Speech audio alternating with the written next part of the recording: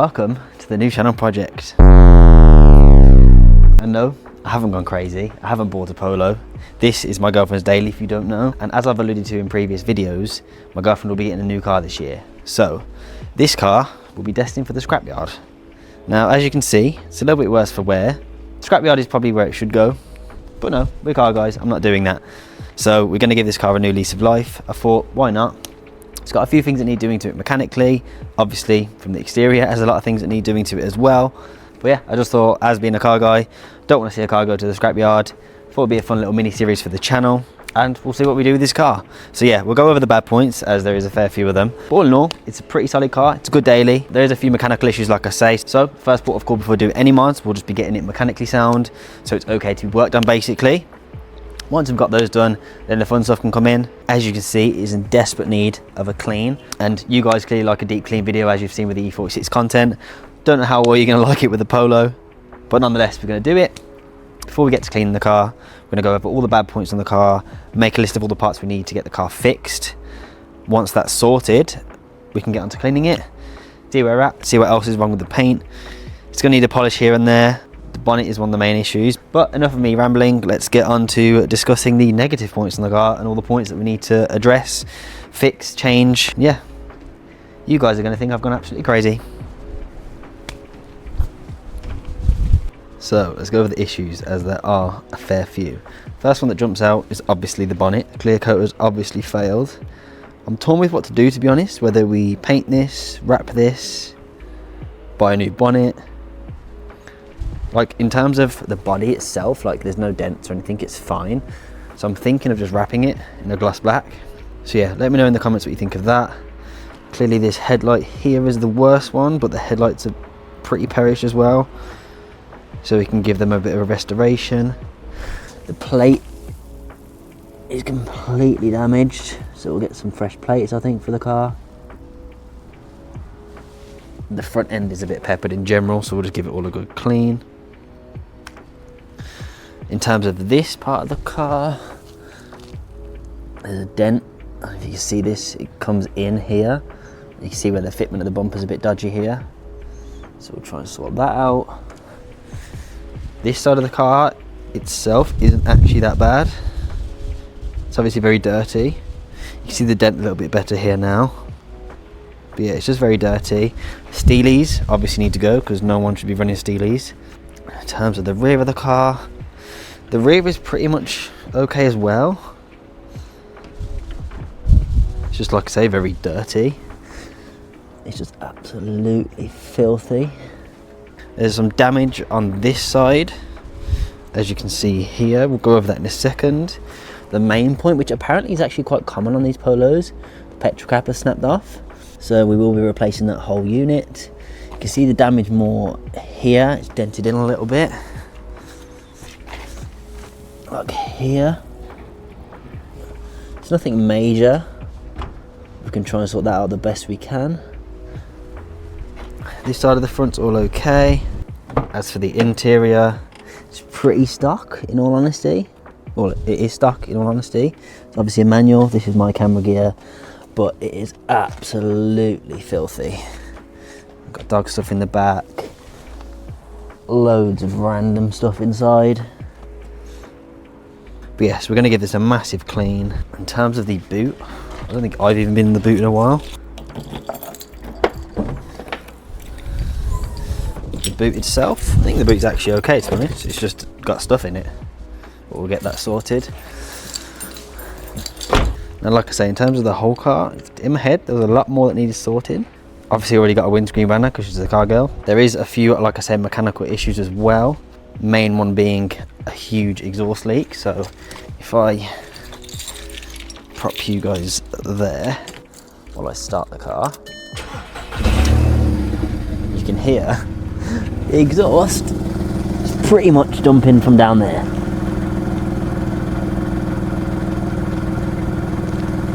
So yeah, that will be something we definitely need to fix. In terms of the engine,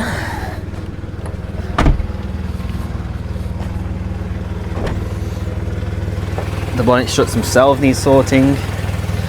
It is actually okay, it just works. Needs a bit of a clean up, like I say, which will get sorted. Just a 1.2 Polo, perfect daily, and it just works. So the bonnet struts are a bit destroyed. But yeah, this is the new channel project for the mini series. Let me know what you guys want to see us do to this car, what you want the purpose of this car to be, if you potentially want this car. Now we've gone over all the bad points in the car, as we discussed previously, it is time to give this car a much needed clean. I'm not going to go too in depth because I'm not exactly trying to save the paint. I'll just do a pre-wash, contact wash, probably find some more things I need to fix on the car. But yeah, let's get to it.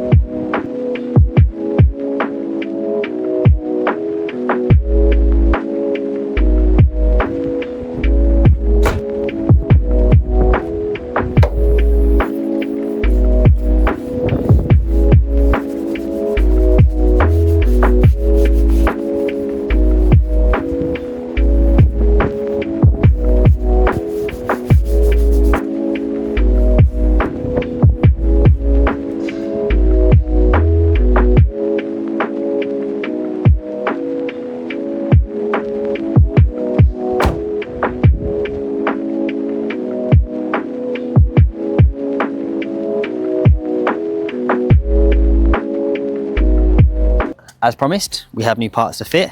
They aren't some of the bigger mods. I would have liked to get the bonnet done, but we are still waiting on the wrap for that, because like I said, we are going to actually wrap that bonnet. I think that's the best option for it. But yes, we are going to be fitting these parts today. Before we do that though, the car is daily driven, so it is filthy at the minute. I am looking to potentially try and save this headlight as well today. Obviously don't want to do that on a dirty car. Without further ado, let's get these parts out of the way and let's get to giving this car a quick clean. So now the car is clean and majority dry. I didn't go too in depth with it because I want to get to fitting the parts.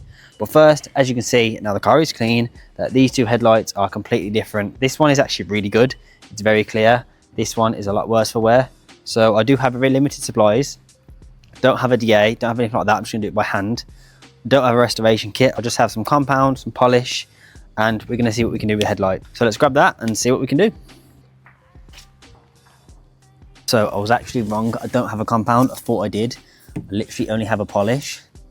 This is not recommended. I might need to buy the actual headlight restoration kit for this. Nonetheless, polish should actually eliminate some fine swells and scratches on paint. So I'm gonna see what it does with this headlight. Probably won't do much, I'll be honest, but it's worth a try. I'm gonna leave the camera in the same position. We'll get some good before and afters if it does do anything, but it's worth a try while we're here. If I'm being completely honest, the full car could do with a full-on detail because some of the swells and scratches on this paint are absolutely ridiculous. So if any of you detailers out there fancy a challenge, hit me up because this Polo will definitely be a challenge to make it look good. Like I say, this will be better with a DA. I don't have any of that, so I'm just gonna give this a go by hand.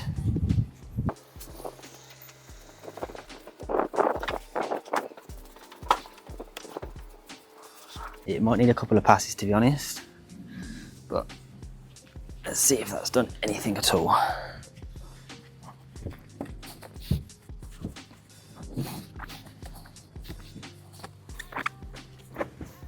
You know what? Might be being a bit delusional, but I think that has actually improved. So we'll try a couple of passes with this and see if it does actually help. I'm not going to do this so we can see a clear comparison.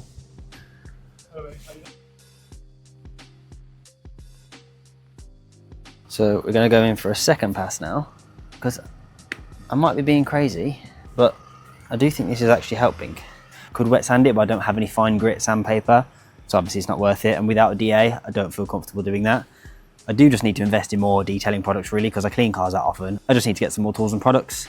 But we're broke out here, trying to make this YouTube thing work. If it does, then yes, I will do it. If it takes off more, then of course I'll buy more things. But at the minute, your boy can't be affording all that. So let's go for pass now, number 2.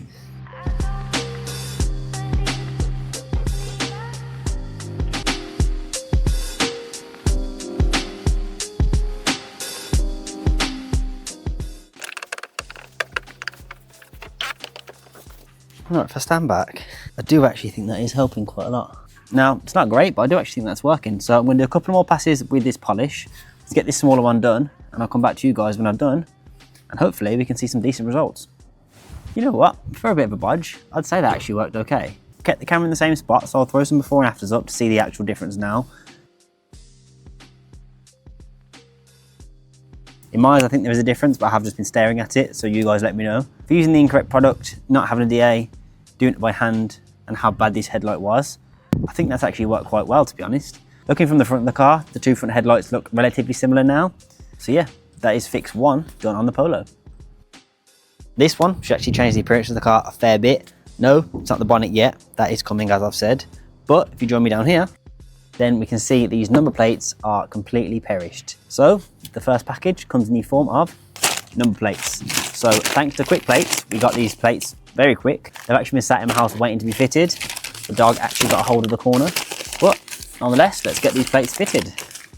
These old ones just look perished. The rears are actually okay, to be honest. They're just a bit grimy and rusted. So let's get these plates opened. Have a look at these fresh plates. Now I don't think this comes with adhesive. I don't have any, so I am actually going to have to re-screw these number plates into the car. Wouldn't usually like doing it. I'd like to use the adhesive strips, but I don't have any, so we're just gonna have to screw it. It's not the end of the world. I will try and retain these screw holders on these number plates just to make sure it doesn't look too bad. But yeah, let's get to fitting these new plates. Before we put the new plates on, we need to get the old ones off, so let's do that first.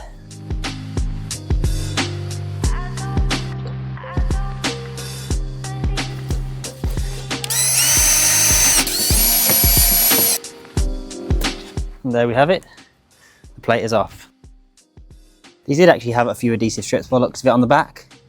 That's fine. So I'm going to quickly clean this up now, because you should always clean behind them when you take them off. And we'll get the new ones installed. I do actually have, from just doing general work around the house and stuff, some of these white keycaps, which I might actually try and just install on either edge of the number plate instead. I think if that goes on there, like that, that should actually look okay.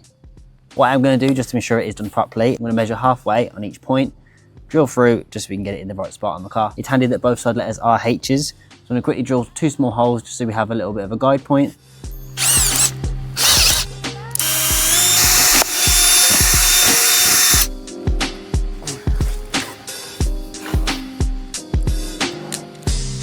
One thing you shouldn't forget to do, so you don't have any residue on the plate itself, is take this adhesive off. There's the fresh plate. Just so that's straight.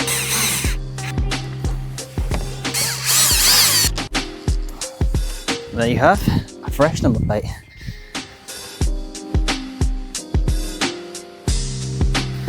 Now this front plate is done. If you join me around the back of the car, we can get on with the rear plate. So now you join me at the rear of the car, where someone thought it was a good idea to put 4 screws in this number plate, because clearly they didn't want it going anywhere. So I'm going to try and save these 2 black holders, because they look relatively new. These are all rusted and crusted, as you can see. So I'm going to take these ones off first, get these ones off gently, and we're going to try and retain those. Like I say, we want to try and retain. We want to try and retain these as much as possible. I think I should be able to do so. There's the cap. There we go. These might be quite hard to take out, I can't lie, because they're so rusty. Yeah, that's not going to be fun. Oh dear. Right, so those 2 are out. These ones look like they're rusted on there.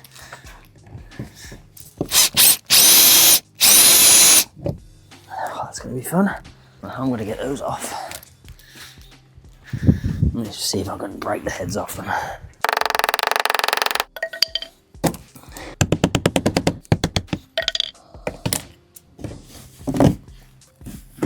There we go. Plate should just come off unless it's adhesive done. There we go. Plate gone. Now that plate can go in the bin. Get this lined up, get these holes drilled, and then we'll have a fresh rear plate. On yellow plates, it's even more satisfying.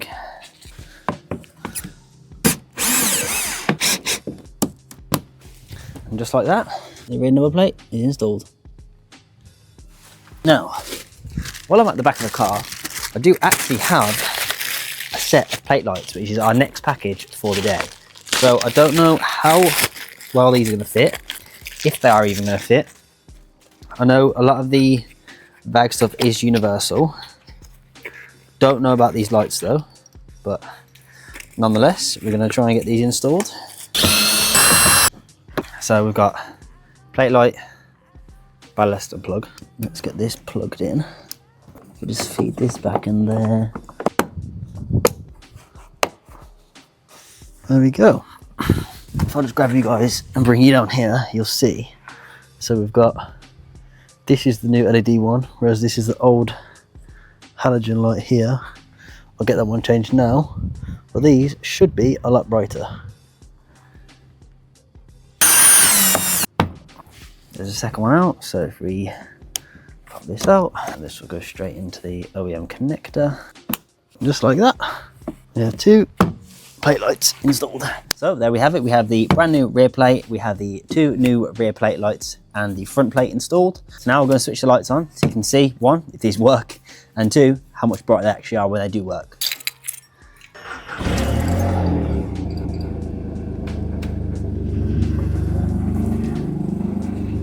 That's what I'm talking about. As you can clearly see, they are so much brighter. So in terms of the exterior, just on the front plates, the rear plate lights. In terms of the other exterior mods / fixes, we are waiting on parts. One has literally just arrived. It's in the house now. That'll be in the next video.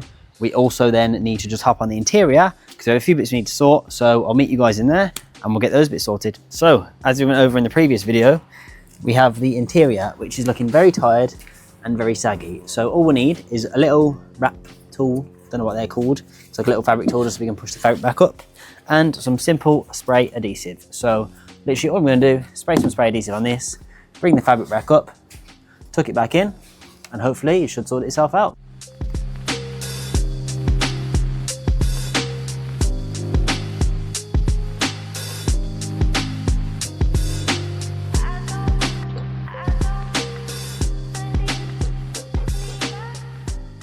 So that's the door card now done.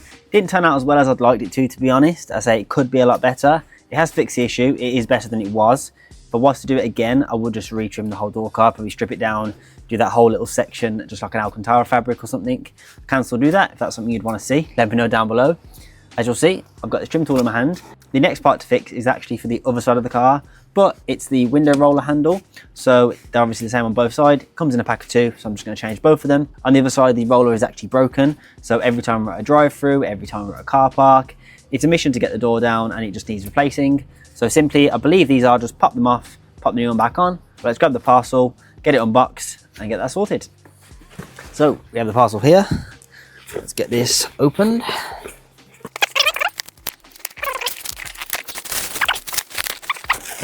They're Febby parts. Should be a decent part then. So obviously we've got both. Don't believe they're specific to left and right, but I'll have a look. There we have it. And looking at the part, it does look like it literally just pops off and on. Be a brand new, fresh new one of the exact same part. Simply, I believe you have to do this. There you go. As easy as that. So I assume to get the new one on, do the exact same thing in reverse. So pop that on. And then we have a new window roller. Let's jump over the other side and get the actual broken one fixed. So it's a bit of a funky angle with the way the car's parked. You guys will now see that this one is obviously the broken one, as there's no roller handle to actually roll the window. So let me hop in, slide that off, slide this one up, pop that on in the same or similar position, and now there is a working window.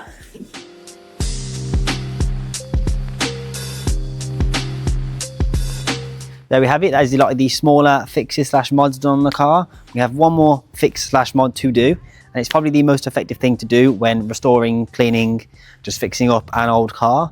And you probably guessed it, that would be the floor mats. Now for the interior, these floor mats, like I say, they're a lot better than the ones in the car because these are probably the OEM ones.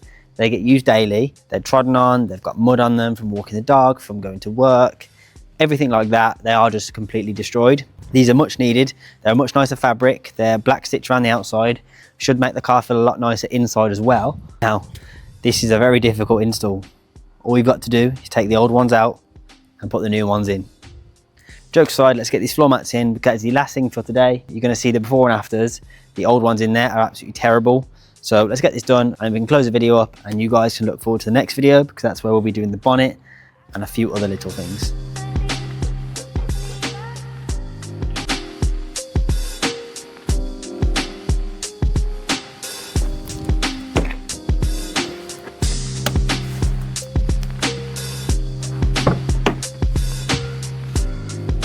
Before I put these actually in the car, I want to do a true comparison, just to show you obviously the new ones compared to the old ones. Yeah, just look at the difference. So let's get this old crusty one out of the way. Let's get these fresh new ones unboxed and bagged. I don't know what you'd say really. This will go on the bottom of it. That'll clip in together and that'll hold it, so in the car you've got a little bit that comes through, switch that and it tightens it in and it's done.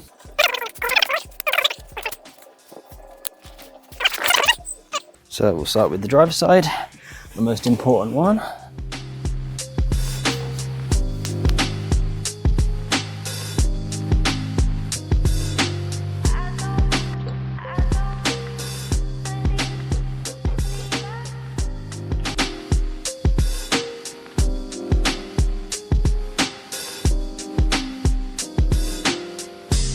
As promised, we are getting onto the more bigger mods today. Yes, the bonnet will be sorted, but first, no, I haven't been doing any dodgy dealings in Colombia or anything.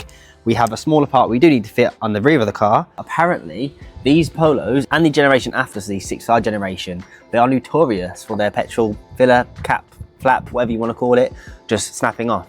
Now, it was easy enough to buy because apparently they're quite a commonly replaced part. I'm hoping that it's an easy enough install. I think it is, by the looks of it, there's just a torque screw here. You might just pop off and the mechanism will slide inside it. It shouldn't be too bad of a part to fit, which is usually famous last words, I know. It should be fine. I can't remember if I ordered it in primer or paint.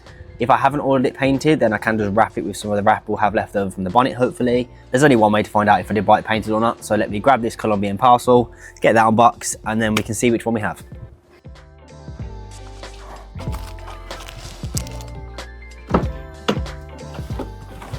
So it is freezing outside, so I'm sitting in the car. I'm gonna unbox this in here to one, make sure it's the right part. So what's going on with my voice there? To one, make sure it's the right part, and two, to be somewhat warm.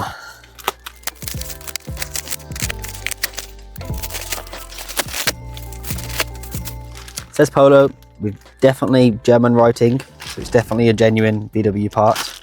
But nonetheless, let's get this opened. Yeah, so I did just get it in primer, which isn't the end of the world, like I say, I could just wrap over it. But as far as I'm aware, it should just be a simple install. I'm hoping. There's nothing to it but to start the install, I suppose. So let's get to it.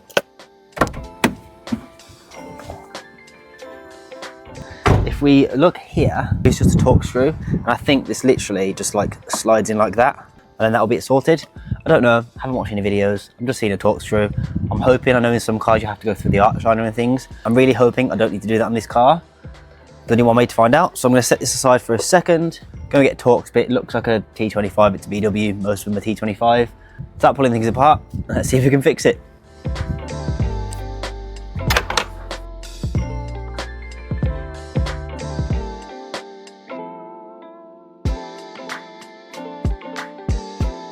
Right, so I've got Torque's bit now. I'm thinking just take this little torque screw here off. Obviously the petrol cap off itself. I might need to pry around the actual filler hole. And judging by the shape of the new one, I'm thinking it'll just sort of pull out this way. But let's give it a go and see if I'm right.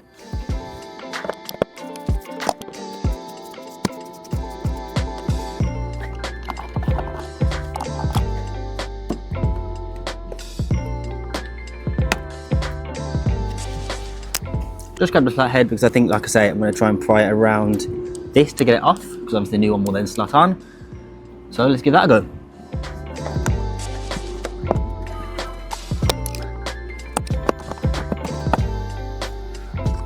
There we go, just like that, it's out. Obviously we'll have the little breather sort of drain pipe for the fuel. That'll obviously need to be transferred onto the new one. But if that's it, that's a relatively easy install. Might need to transfer over the actual locking mechanism itself. Should be relatively easy. I'm gonna grab some quick spray, clean up this surface, get all the bits I need to off this, and then we can get to installing the new one. So, got a dirty rag here. Just gonna spray some on there.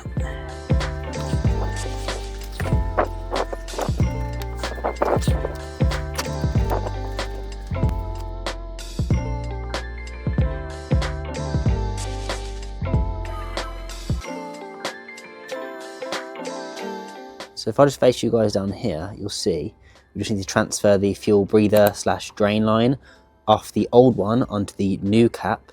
Then we also need to move the locking mechanism off the old one onto the new one. Then it should just be as simple as reinstall the new one the way we took the old one off and then wrap it, and this job should be done.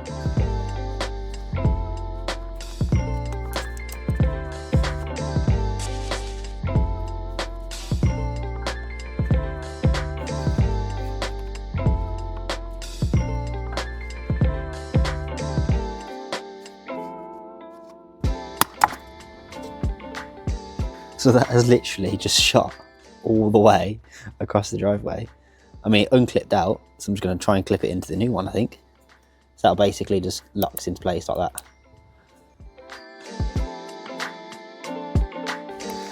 So now we have all the bits off the old one. So the locking mechanism, the drain hose, that's now gone, so that will go in the bin. We now have our new piece with the locking piece in, the drain / breather line in. That should then all close up. Obviously it will click into there. I'm not going to do that yet because I need to do that on the car. But let's get to getting this bit installed. So like I say, we have the new cap now, all set up, all in place. Should be all fine as long as it lines up correctly, because obviously this is a genuine VW part. So what we want to do is put the breather line down there. I think this might be a bit fiddly to get in, but I'm going to try nonetheless.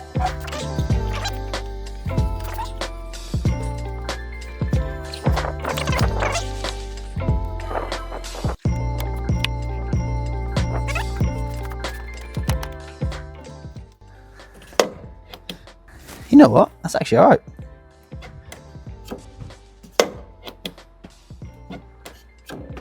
Sorted.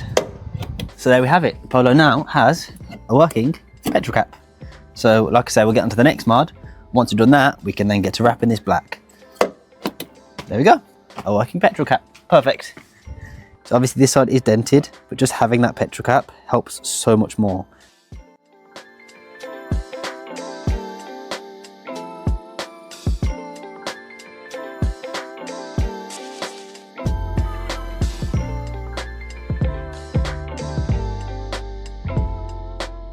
I've actually just realised I'm too busy getting videos of it because I'm excited that it's fitted. I haven't actually put the Torx bit back in, so let's get that back opened. Let's put this Torx screw back in. And then the job will actually be complete. Well, it won't be complete because I need to wrap it still, but the actual install itself will be.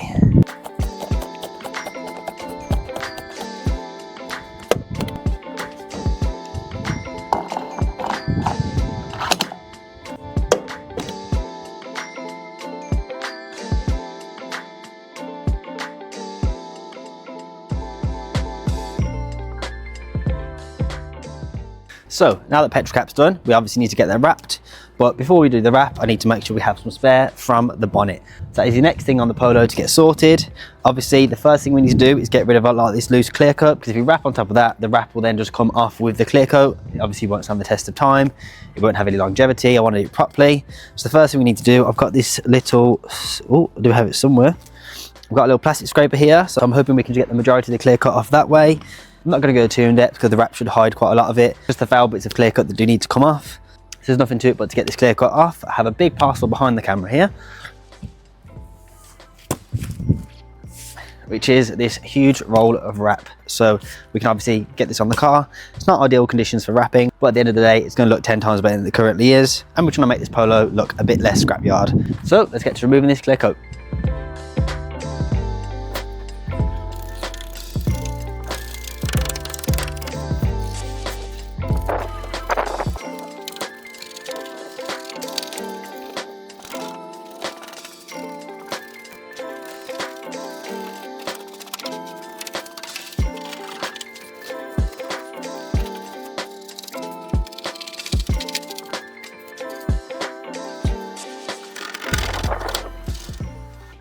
There we have it. I don't know how well it's came across on camera, but I've got majority of the clear coat off now.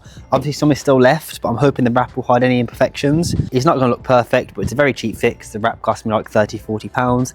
It shouldn't be that bad. It's just obviously an attempt to make it look a lot better. Before I do start wrapping, I'm just going to say I'm not a rapper. I've never claimed to be a rapper. I'm not saying I'm good at wrapping. Obviously I'm open to improving skills, so by all means comment down below some constructive criticism. I'm always open to improving my skills. But yes, just bear that in mind. I'm not a rapper. It's just a flat bonnet I'm trying to make look a lot better. But obviously there's not much to it. I'm going to grab the wrap out, measure up, and just get to wrapping.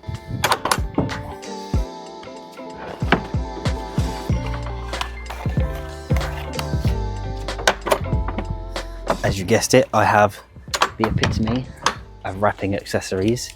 It's definitely not an old hairdryer.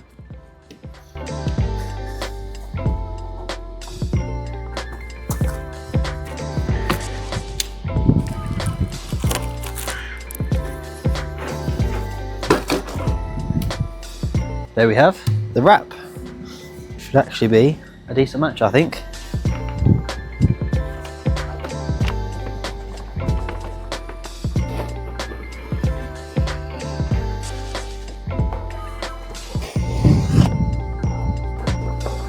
You can then use it for the offcuts, whether it's off the front or this side bit, to then do the petrol cap as well.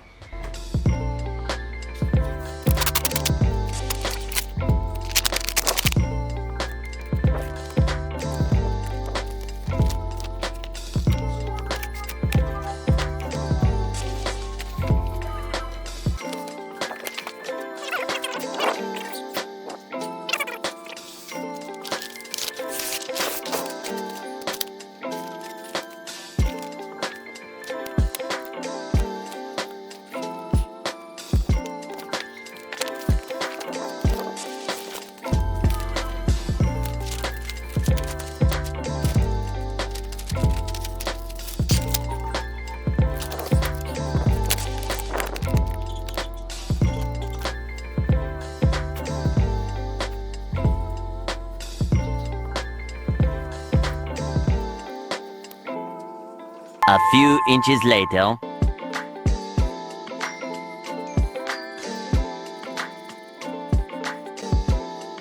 This is far, far from perfect. If I ever say I'm ever gonna wrap anything ever again, tell me not to. It was not fun. It didn't actually help because it is an uneven surface, and just the wrap itself wasn't great quality. It was a cheap wrap, it was a cheap fix that I was trying to do. Obviously I should have probably invested in some better wrap, but nonetheless, I mean, it's got two big massive creases in there, but it's not the end of the world. It still looks better. I'm gonna tidy the edges up now, and hopefully that sorts a lot of it out.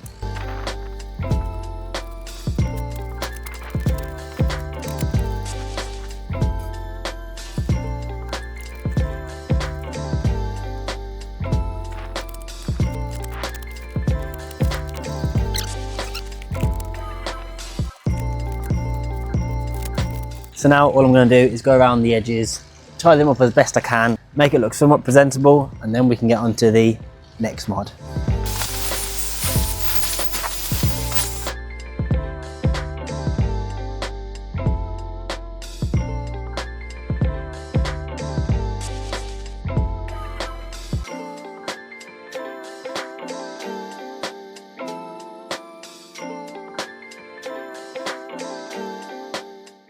So guys, there we have it. The bonnet is now wrapped.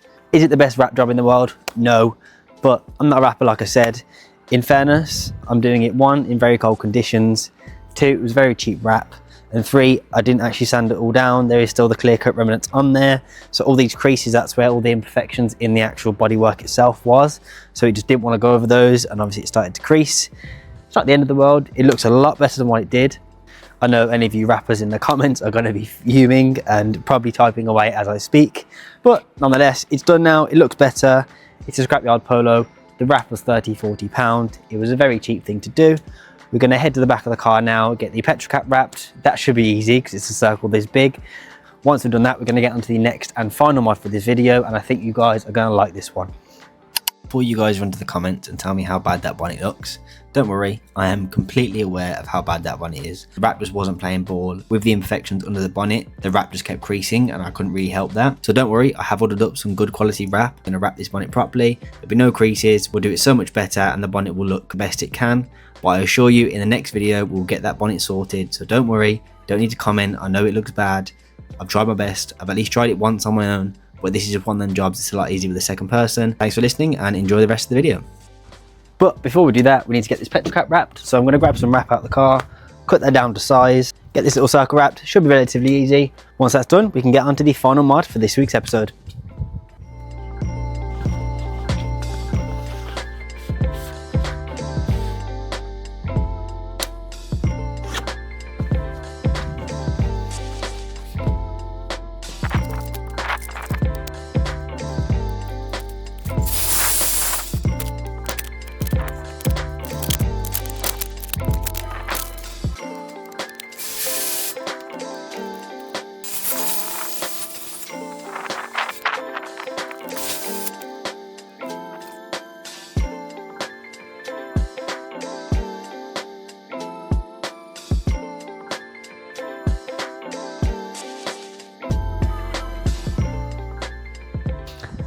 So now that all that wrapping's out of the way, you join me at the side of the car, more importantly next to these steelies. But you probably guessed it, we're on to the final mod of the Polo in today's episode, where these steelies have needed to go for a very long time. So if it wasn't obvious, I have got some wheels for this Polo. They are very dirty. If you get them out, give them a good clean, put some air in the tyres, and actually make sure they fit okay, to be honest, because I don't know if they're going to fit okay. So without further ado, let's go get the new wheels.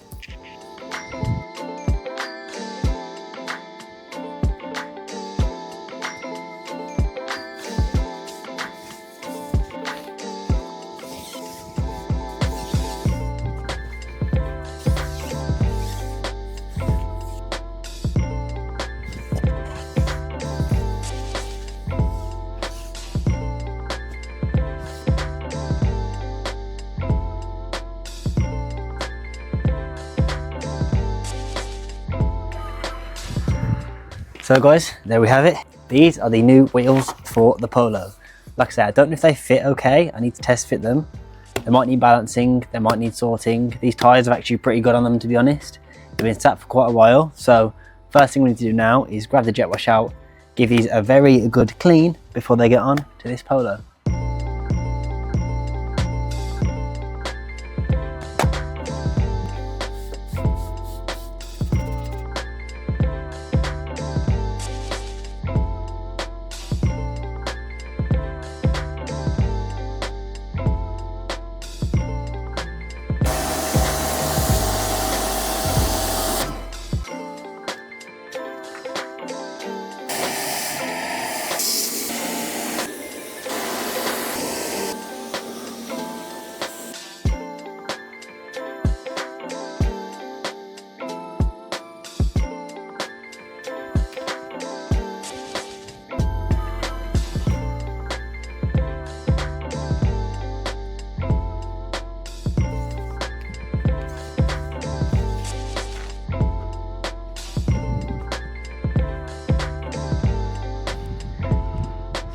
So now we've got these wheels a quick clean, there's nothing left but to test fit them on the car.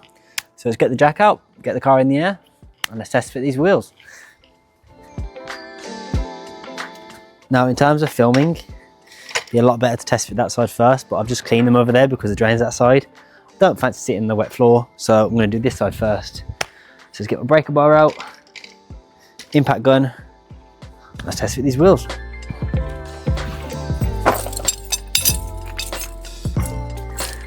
I don't actually know what size these are. I guess they're like a 16 or a 17. Don't even know. We'll check. I'm sure I've got a smaller size in here. 17. Oh, I guess 17. Perfect.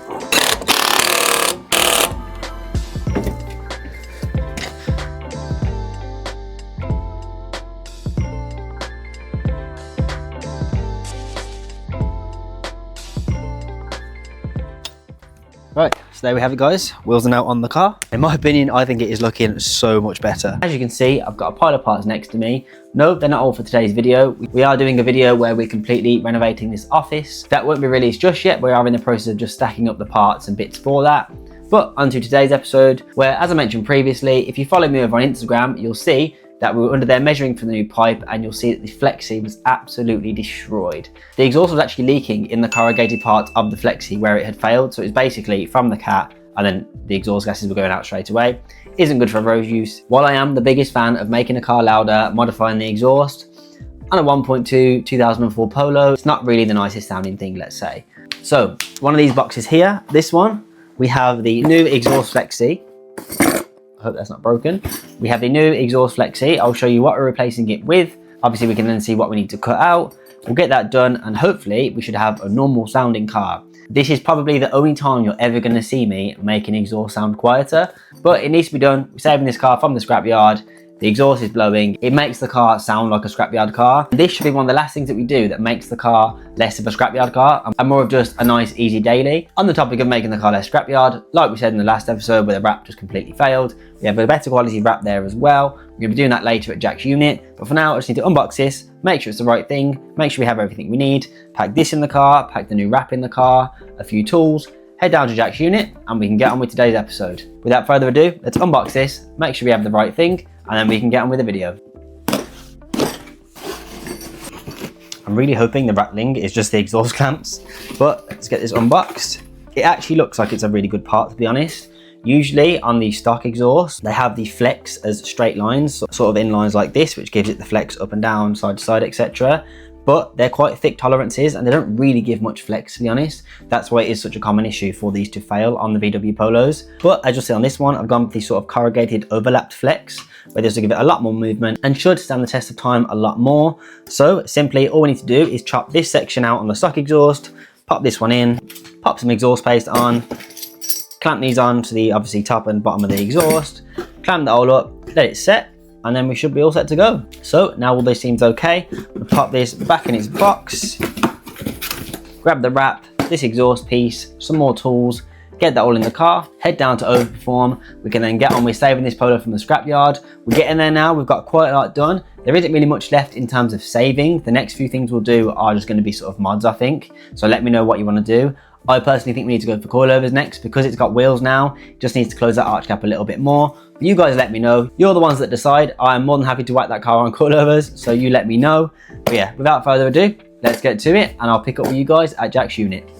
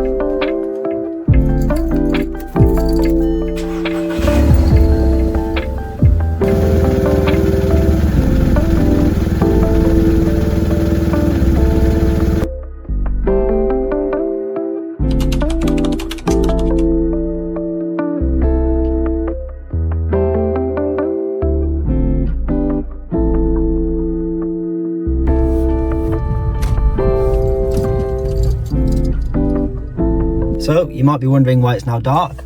I left early evening. It gets dark fast in the UK this time of year. I'm going to head into the petrol station now, grab an energy drink because it's going to be a long night at the unit. We're about 5-10 minutes away from the unit now, so I'll pick it with you guys when we get there.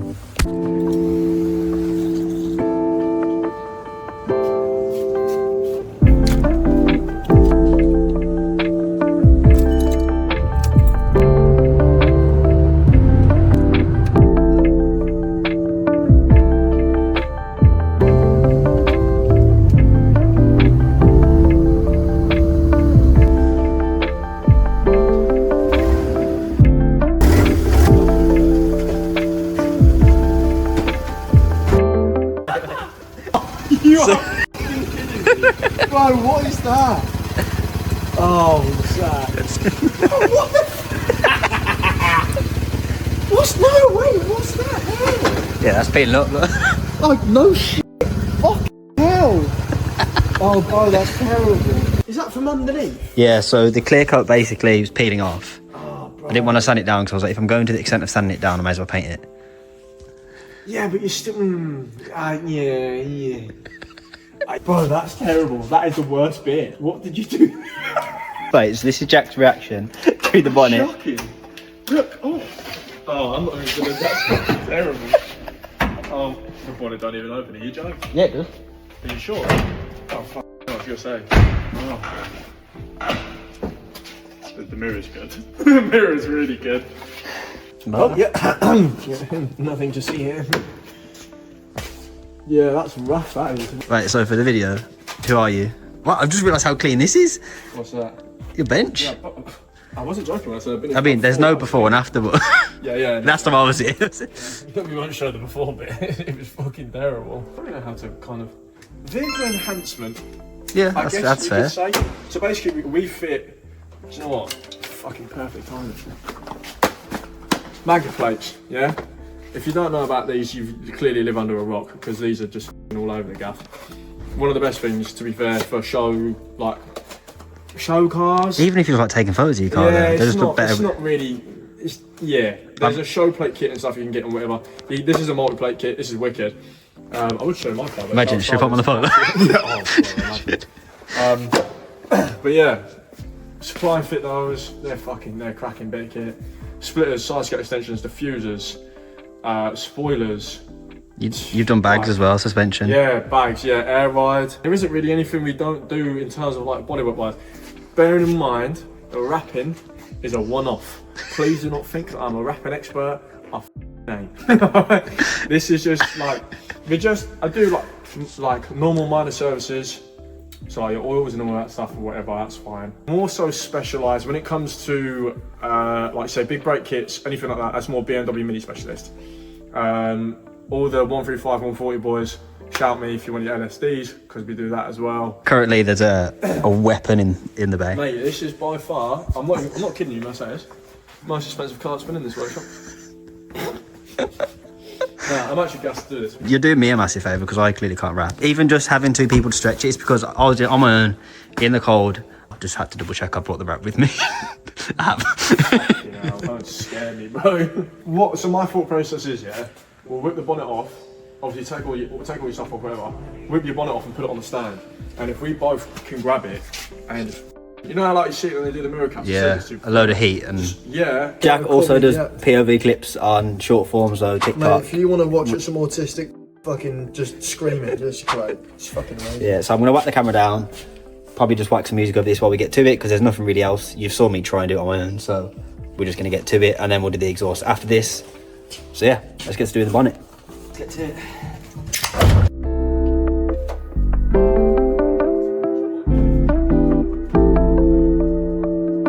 Fresh tools. Come on. Someone's giving me, so here, 20 quid each gun. Yeah, well, you know, I don't want to buy a Milwaukee one for £300. All right, it's going to do the job in it. And if it's going to get the wrap off, that's all we care about.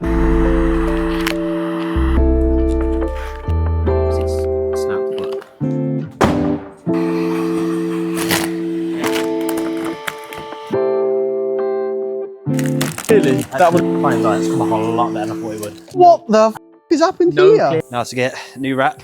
Let's whip this off. I'm going to put my fancy dancy gloves on, but I don't really need them. But it's more because I don't want to get me steering wheel. You're professional, Mr. Overperform. No, well, no, because a lot of people be like, oh, you're not a real mechanic, you wear gloves. How about you suck my fucking... You know what's funny as well? The only people I film with is Alex and you. You're both relatively tall and I'm extremely small. No, you're not. He's average. I'm just tall. Yeah. I'm 6 foot, Jack 7 foot. We've got these little muckers here. Muckers? Yeah, little muckers. Just literally pull them, yeah. We're just actually taking the bonnet off. Will make our lives a lot easier. Jack's just getting the washer jets out. No, they are out. Well, yeah. Jack has got the washer jets out. Right, 13 mil. In an ideal world, I'll be using a gun or a battery ratchet. We're using POV spec and using a ratchet. No, what we're doing is we're just helping the driveway mechanic, showing you how you would do it without the tools. Yeah.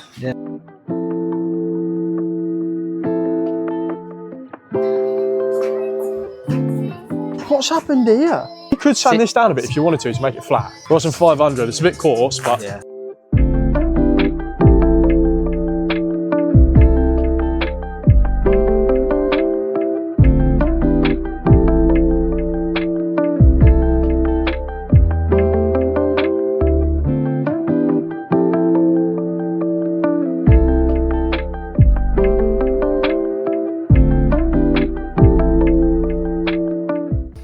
So it escalated a little bit. We're now sanding it down.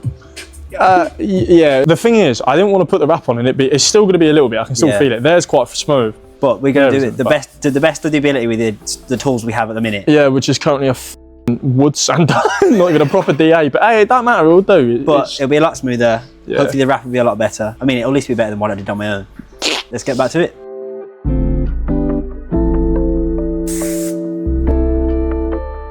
Considering how it was when you brought it here, I think it's going to be leaving a lot better.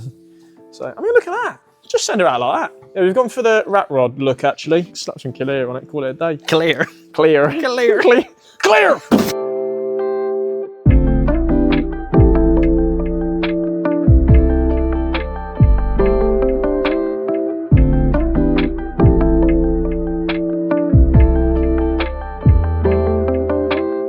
So we're gonna pull the Polo back so we've got a bit more room to wrap now. As you can see, It's a bit cold in here. We've got the heat gun ready. We're gonna prep the panel. Once that's sorted, Jack's got a clean microfiber. Yeah, really clean, eh? Yeah, and there's nothing to it but to get wrapping.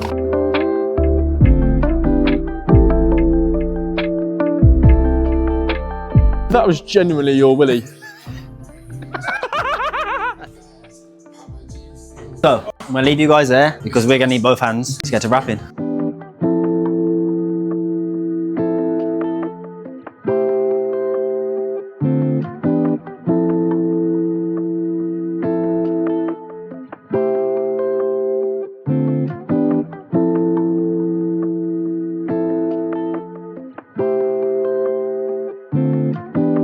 Yeah, like door shots and shit. Yeah, don't touch that.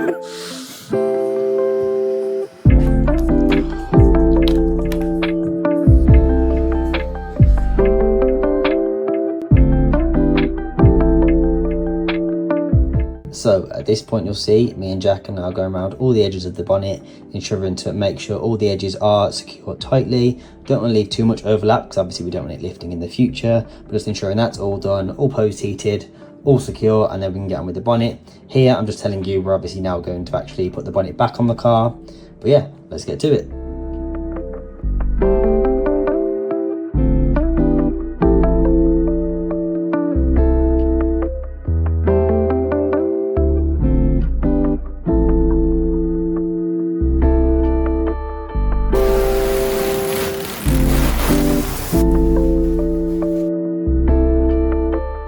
So that's the bonnet now done. As you can see, that looks really good. We're actually really impressed with how good that's come out. What do you reckon? You know, a full-time rapper?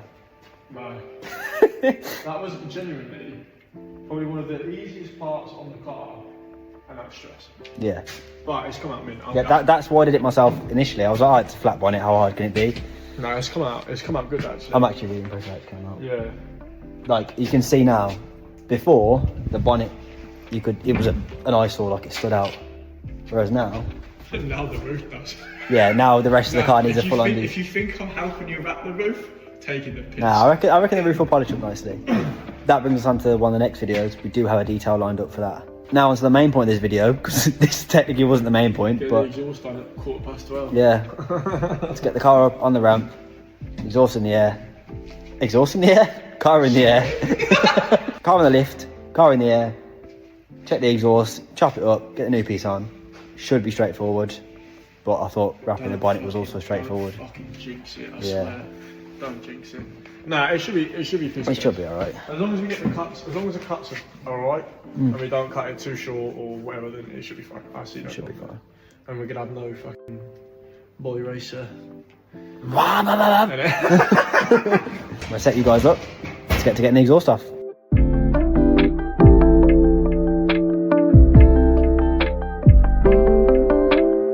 So what do we think of this beautiful exhaust? Yeah, she's fucking grand.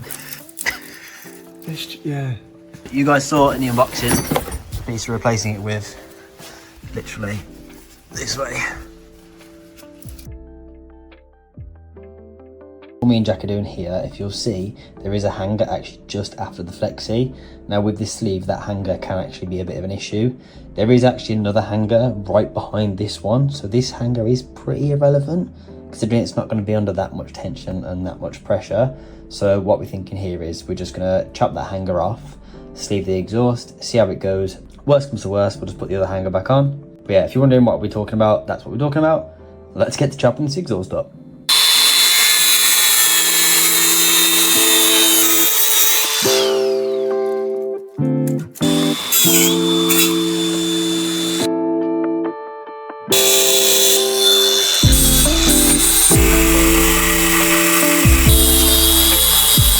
So we've got that cut now. So simply, all that needs to happen is that gets sleeved on, like that, clamped on, paste on, exhaust fixed. Don't look at me cuts, they're fucking shocking. Yeah man, it won't sound like a fucking Civic with a straight pipe anymore.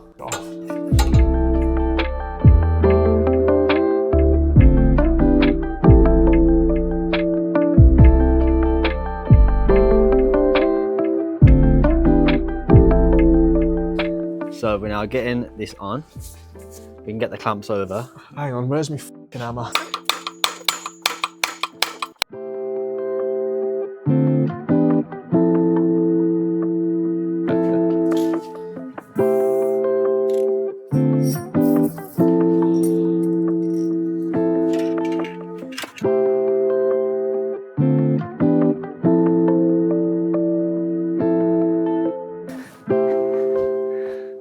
was at this point, it was about 2 o'clock in the morning at the unit. Both cameras and phones had died, so we had nothing to record on.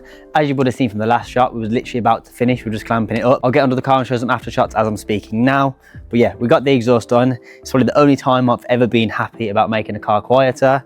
So a massive shout out to Jack for helping me out with that. It was fighting us a little bit, but like I say, the car sounds a lot better now. So of course, you probably want to know what it sounds like. We've got some befores and afters, so I'll show you those now.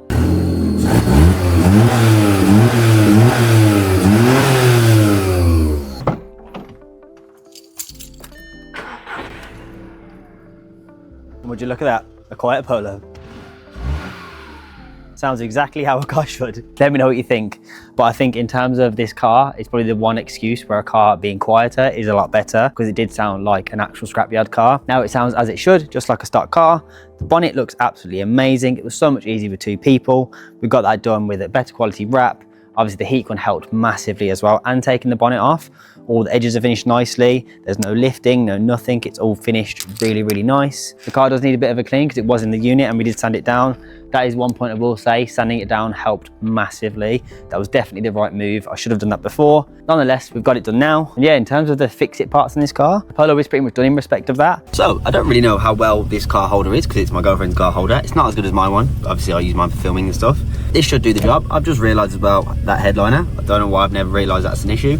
That might be something we fix in the future as well, because that looks absolutely awful. But that's not on the agenda for today. So before we actually do continue on with today's video, you would have seen there was a dog on board sticker. A lot of you in the comments were like, get rid of that sticker, it looked terrible. So I did actually get rid of that the other day. I did film it, but obviously I wasn't going to film a full video on removing a rear window sticker. So I'll whack that in now. We did get the sticker off. Took a bit of time because obviously it was on there for quite a while, but that is off. The car is in a clean state. I'm thinking we might remove this banner as well at some point, just to give the car a full clean look. But yeah, let's get on with today's video and let's go ahead and meet Jordan. Should just be able to park here. So Jordan is now here. This is what I believe to be his work van. You can see his little VT detailing hat there. Grabbing his fuel. So yeah, we're just gonna follow him down to his unit. Once we get there, obviously we can get the camera gear out, we can get the mic set up, get everything set up as it should be. And obviously continue on in more depth. We just obviously getting there first. I don't want it to just be, oh, we're now at a detailing studio and this is what we're doing. Obviously we've got a few things to do in today's video, so we're going to go over those. Like I say, that sun strip is a bit tired, and with it being matte, it does obviously add to the sort of old effect. So we're going to try and get that sorted as well. Don't know if it'll be here or I'll do it back at home, obviously once we get home after today. So yeah, let's get on with it.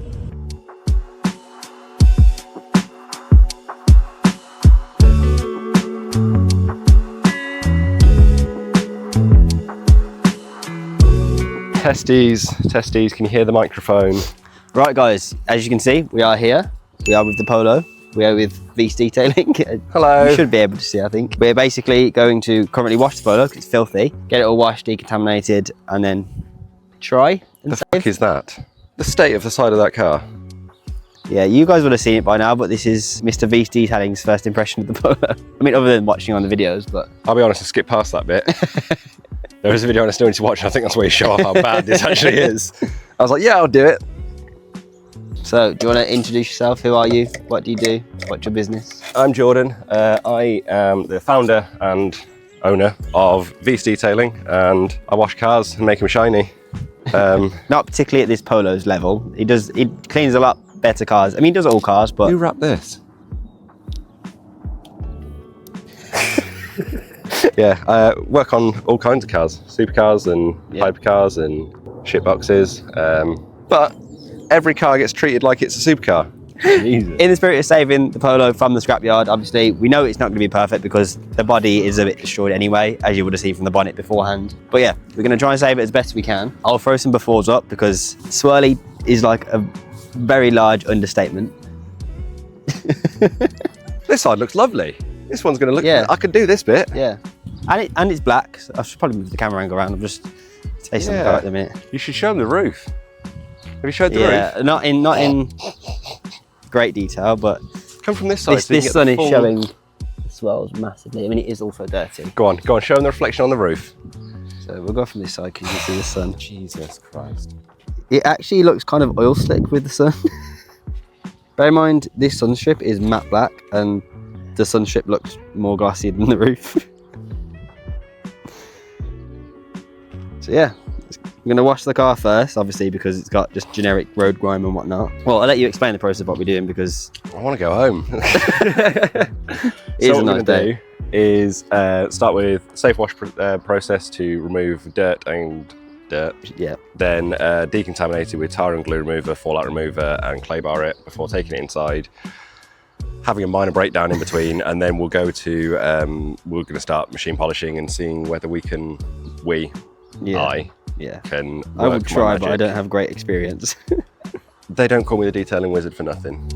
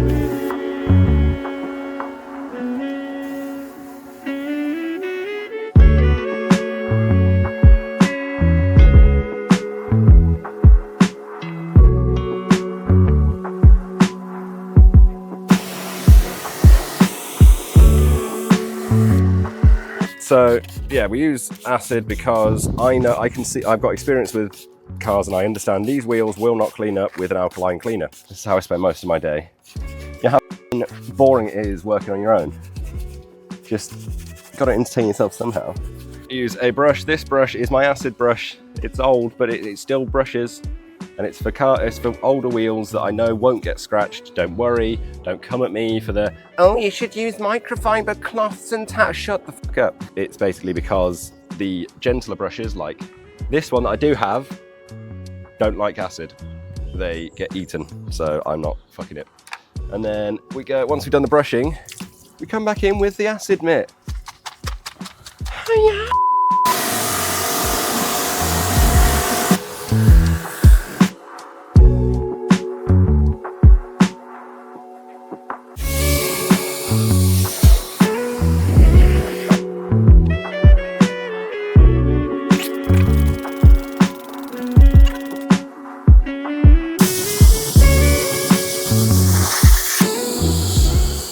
That paintwork is as flat as a white girl's ass. It's time for everybody's favourite.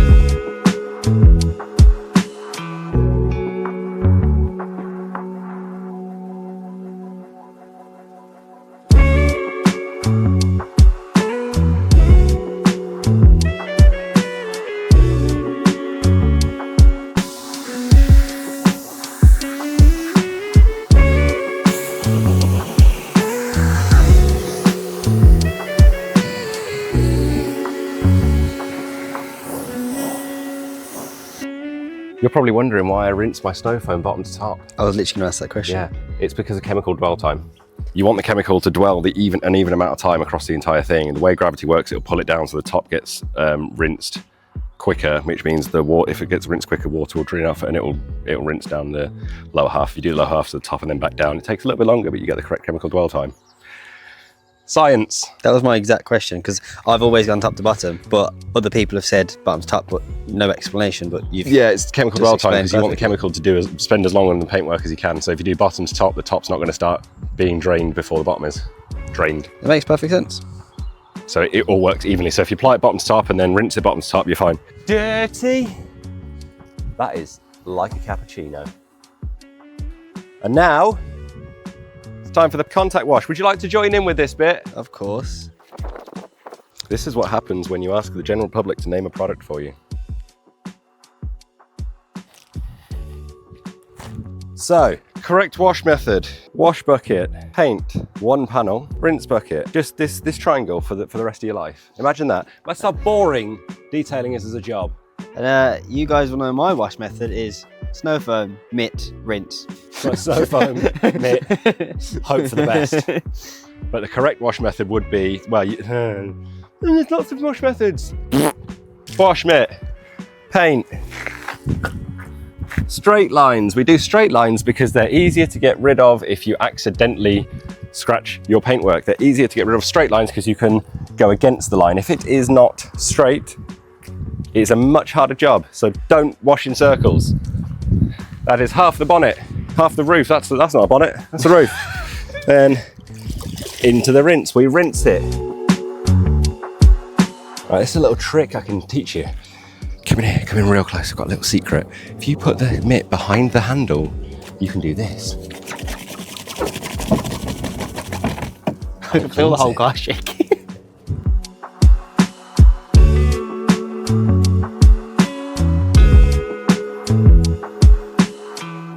Now we've done the safe wash. The car is clean. Hopefully that sounds good on the video. So now the next step is decontamination. And how do we do that? With 2 unlabeled chemicals, which is very bad. So we start with tar and glue remover. We start with it because tar spots can hide fallout, because tar spots are bigger. And it goes white because what happens is the solvent in the glue remover reacts with the water and it's emulsifying. So emulsion paint is oil and water paint, and they've mixed together with an additive that makes them mix. Because oil and water don't mix unless it's in a Subaru engine. And the reason tar and glue remover goes white is because there is emulsifiers in this that cause it to react, because that's how it works. That's the science behind it. So we're just covering the surface. Don't let tar and glue remover dry. It's a scary bastard. So we've got to be quick with this. What we do, because this is a very strong tar and glue remover, because this is trade rated, I'm going to be quick because you don't need to come out with it. As you can see, it's already starting to dry out. So just keep it wet. And then it should have done a lot of its job by now.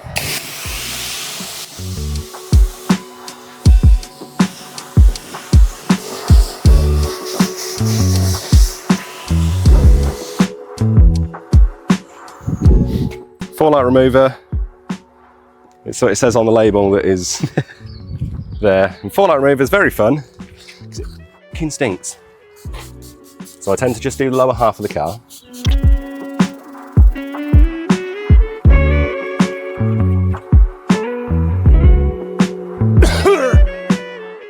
pH neutral fallout remover doesn't exist, folks. It can be pH balanced in the bottle. As soon as you spray it on and it reacts, it becomes acidic. There we go, it's the clay bar. The big old clay bar.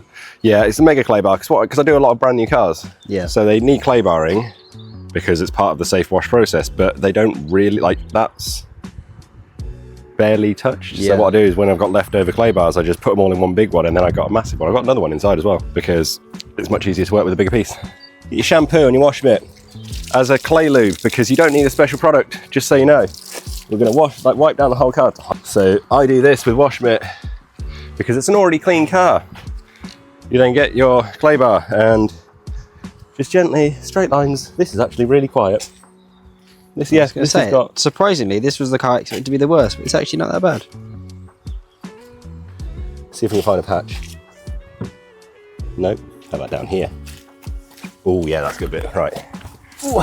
Can get my microphone really close to that bit.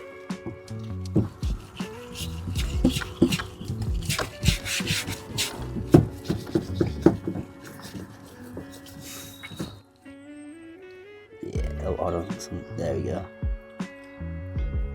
Lovely stuff. And then you rinse it. So guys, the car is now clean. Obviously, we're going to take it inside. You're going to see all the imperfections now. But in terms of road grime, everything like that, all that's gone now, so we can actually get on with the actual detailing process, getting it all sorted, and obviously, hopefully, getting this paint looking a lot nicer than it is. So we're going to pull the car inside, get it under those lights. It's going to show every single imperfection on this paint, which I'm kind of excited for, because obviously it will show you what we can rectify. Some things that say we're going to point out that we can't rectify. I am squinting because it is very sunny right now. But yeah, there's nothing to it, but let's get the car inside. Let's get on with the detail process. Let's get Oh god, detailing. I didn't realise how similar we look I know, next to each other. Good job we're not matching. Yeah, black. We're like yin and yang of ginger people.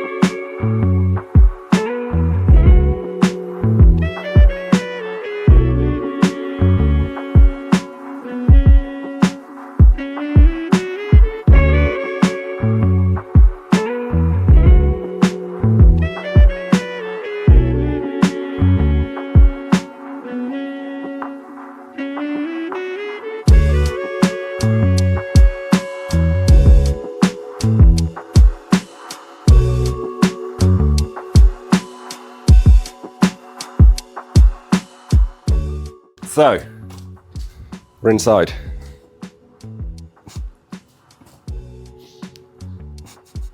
What have you done to me, Zach?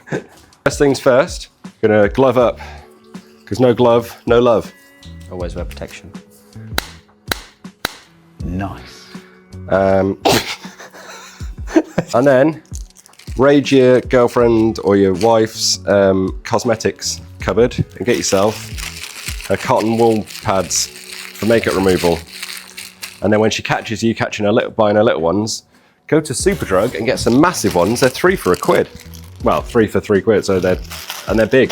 What we use them for is at the front here, we've got the leftover sticky pads. Now, instead of sitting here and wasting my time scrubbing them, we open the tyre and glue remover, spray it onto the makeup pad. That's why we've got gloves on. And then you just stick it. Let it like saturate it then. It holds itself on and allows the product to work properly. And oh, why don't you just get a product that stays stuck? It's much easier. Because you can get the gel removers, which is what we're going to be working on, worked on. So the thing is with the product range, let's talk about my product range. I started development in 2018 at the company I used to work for. That I did all the background research into all the manufacturers and whatnot, and then they decided they didn't want to go ahead, and I was like, oh, all right then. So I set up these, and I've always had a long-term plan to have my own chemical range. So I released them in 2020 after finishing development and buying them, and we did have a decent range. I think it was 9 products off the top of my head, and it was basically the full range of basic maintenance products. Let me grab some more makeup pads. Then 2020 hit, COVID, lockdown, you know. That whole thing. That life-altering event. But during lockdown, if you keep the camera panned on the car, I started playing around with developing wax as a hobby. And some of you may know of Luna, which is the automotive wax that I developed myself over lockdown. When that launched, I posted it on TikTok and got 3.3 million views, and that paid for my mortgage for 6 weeks. So what I'm doing is going to mask up. We've got 2 different sizes. We've got 1 inch and ½ inch. Which is huge. Which is completely average. It is big enough, okay, people?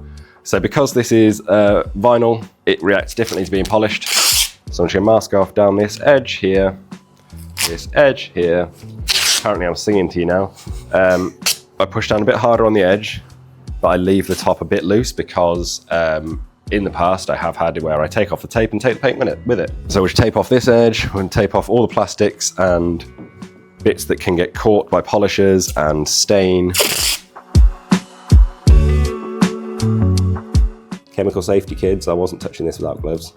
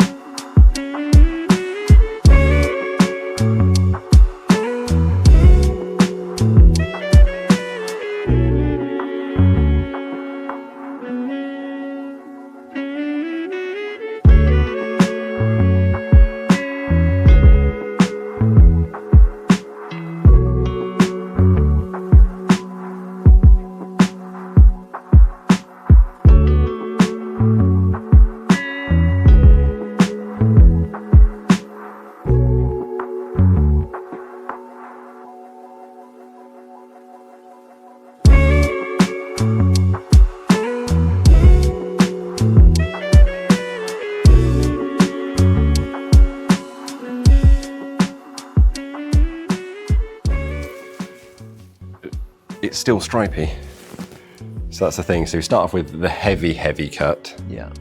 on rotary. I then will move to going from wool to foam now. So we've done the first cut with rotary and wool. I'm now going in with rotary and foam with the same compound, just a different pad.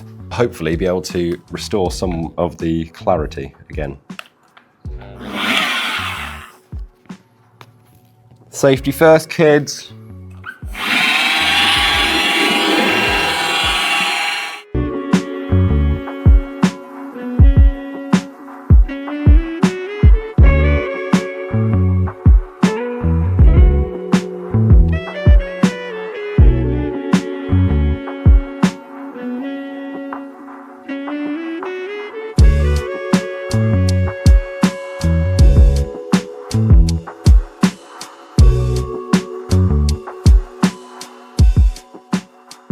So this is going to be a two-step or two-stage or stage 2 on the roof, because it is a heavy cut and then a polish. The third step will be wet sanding.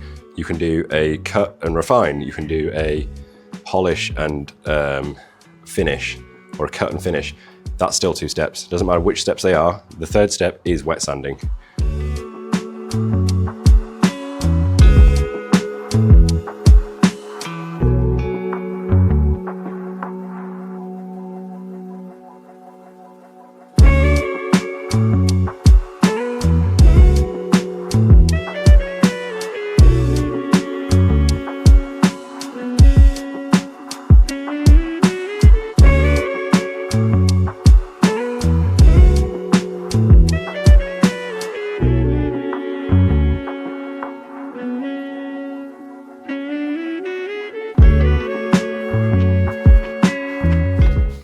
Seeing that next to what the roof is / was is hilarious. I think this is as good as it's going to get for now. Yeah.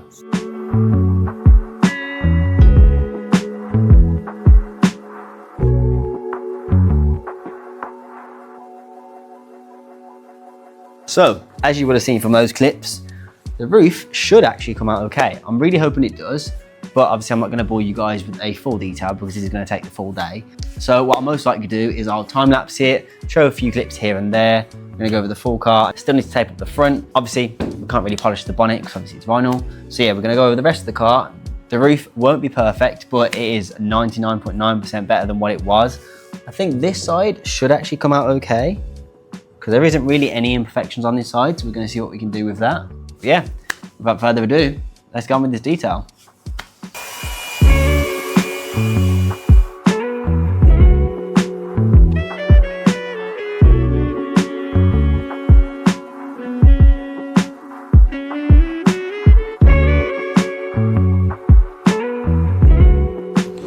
So we're just going to do a little patch here now because it's taken quite a while to get the roof to that stage because of how bad the roof was. But you were just saying that with this, with the normal panel that's not as bad, you should actually, you can see loads of that light. Mm-hmm.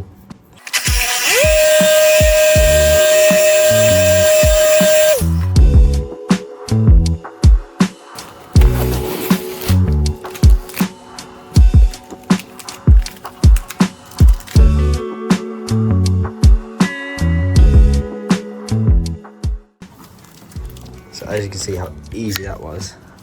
Wow. Well, whoa, don't discount my job too much. Till very skillful. Don't slag off my job too much. In comparison to the roof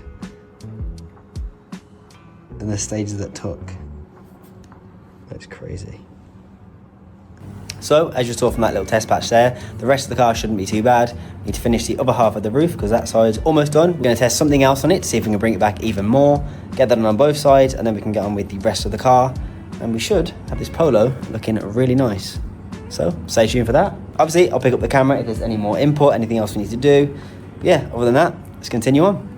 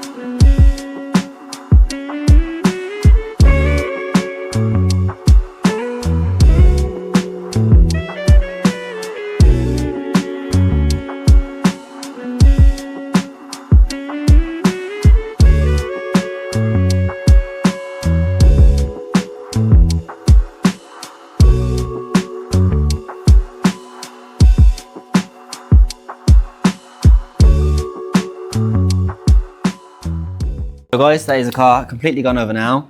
We are a little bit short on time, so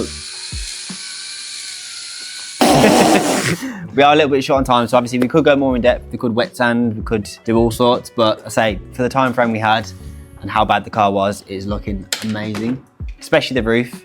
You're not happy with the roof because obviously you're a perfectionist, but it was it wasn't. It's better than I was expecting it to come out, but it's not the best. Say, from what it was, it is a million times better. But obviously from a detailer's point of view, you're going to see everything. I hate every second. I hate every second of that roof. It's going to see everything he could be doing, but in reality, a lot of the panels do just need a respray. We have also applied some tyre shine, if you haven't seen. Can I drill? Drill. Oh yeah, plates need to go back on. Oh! So, yeah, bonnet is wrapped. The headlights could be restored. So this, if it was you had an unlimited budget, what I would suggest is respray the bonnet, respray the rear quarter. I can redo the lights. The wheels could do with a refurb. Yeah, these have literally just been put on, nothing done with them. Buy a new wing because yeah, definitely. This is it's more fucking vinyl. This rear quarter. Yeah, we can follow you around. You could, that'd be good.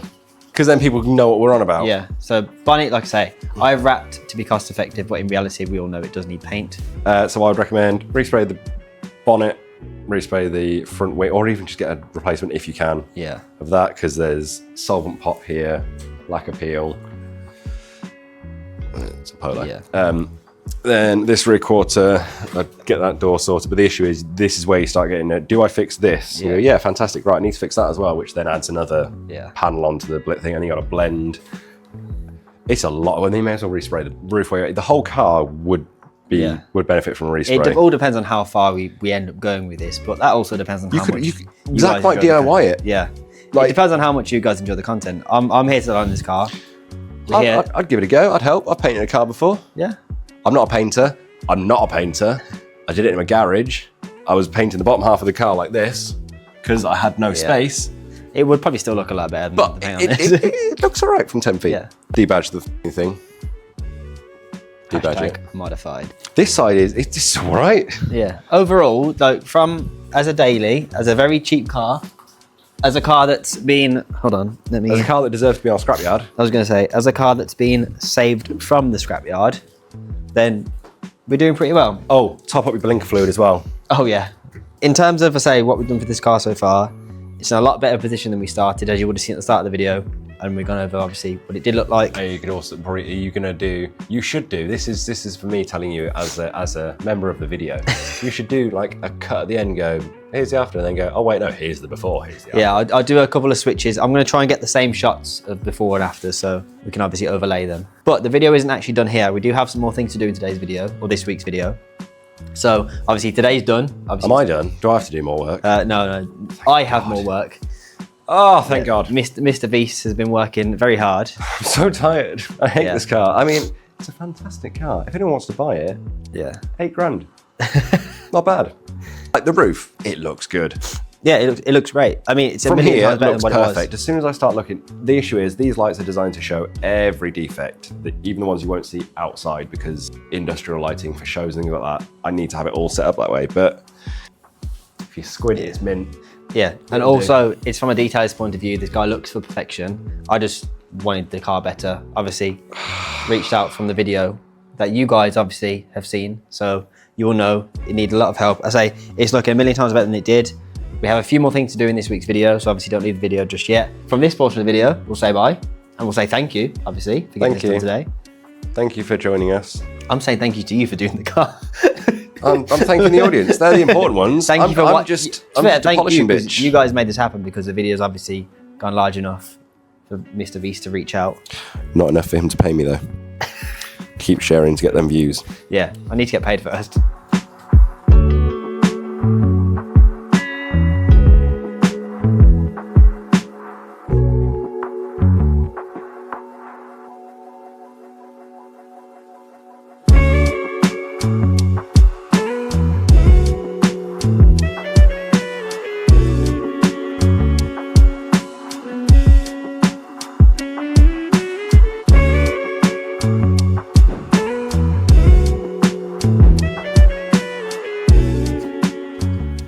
guys, we're back for day 2. As we were at VT Town until quite late last night.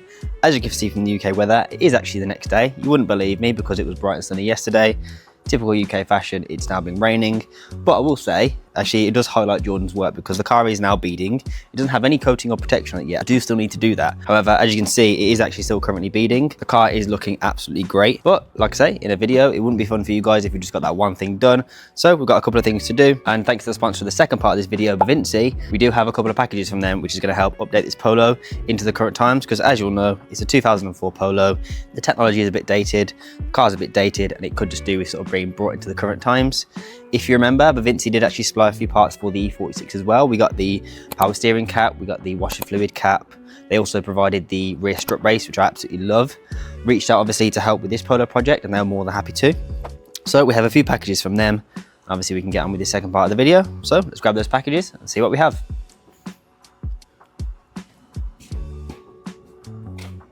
Of course, it's still early the next day, so I do have my coffee because it was up till late last night, and I was also trying to sort through these clips of the video.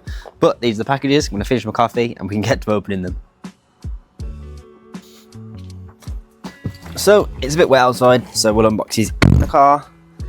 So let's go. I've got one already unboxed, so I was curious what they were. Let's unbox the next one.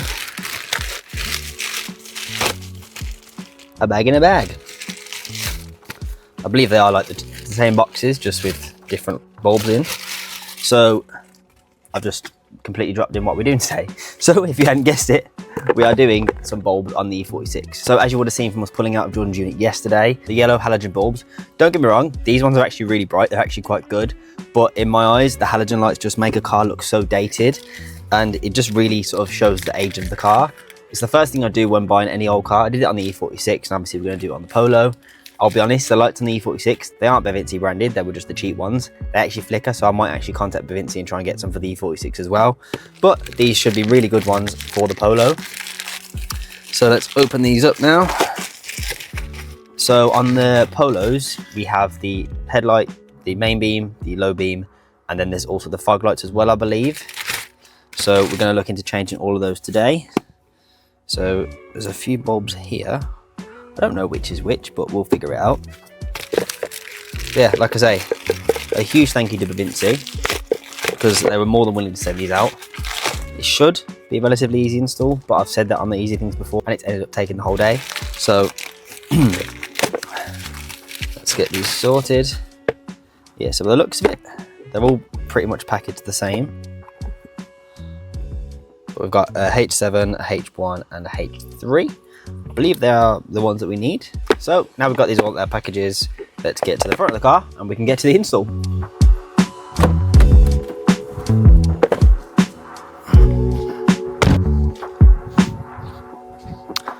I just realised I need to pop the bonnet for this. That'll be the first port of call.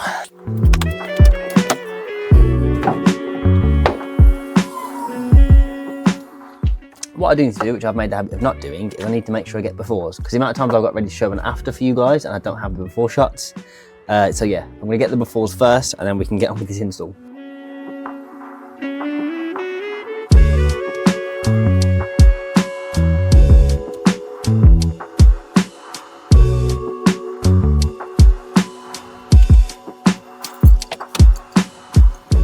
So in true Zach fashion, I don't know what I'm doing with this, so I'm just going to wing it, have a look and hope for the best. I think the main bulbs are the H7s, the lows are the H1s, and the sides are the H3s maybe. I don't know exactly, but obviously I'll tell by the shape of the bulb and when I put them in. So let's start with what I assume is the easiest one. Oh, that one's easy, it just literally pops out. That was easy. I believe the main ones will be the H7s, but let's have a look.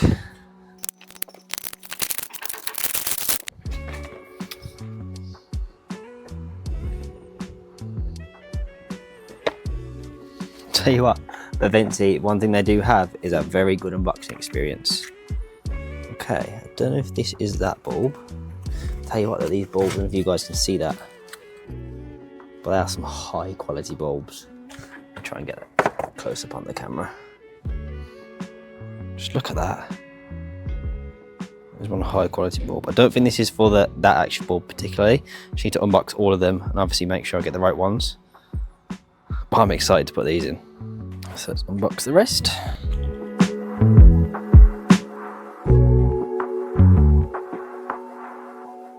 So now we've got the other two boxes. This is the H3 and the H1.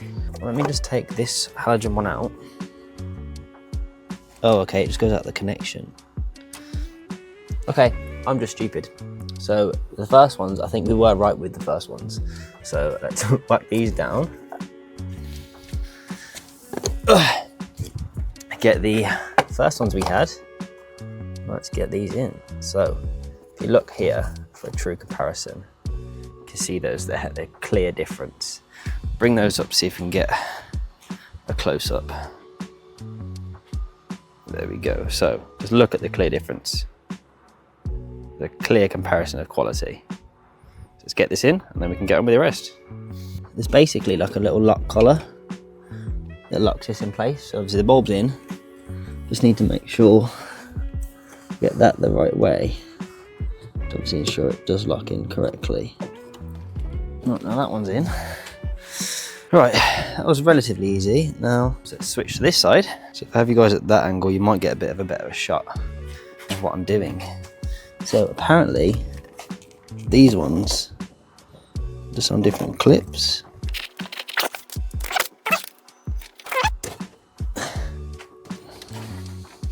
There we go, that should be in. Right, so there's those ones done. Let's jump back over this side now and get on with this side light. So I think, as you can see, I'm an experienced mechanic. I think these ones, if I can get my head in there, have like a retainer clip. Can't really see too well. Yeah, working at engine bay isn't the most fun, but it's what we do for the content. I'll tell you what, they don't make this easy. So if in doubt, turn to YouTube. So I'm gonna go watch a YouTube video and I'll be back with you guys in a second. So we're back, and apparently there's a little loop at the top that you can pull across and it releases that little retention thing I was on about. I don't know how I did it, but I got it. Didn't really make sense because whatever donuts put this in, put the wire through the retention clip. So it's stuck, which is just great. There we go.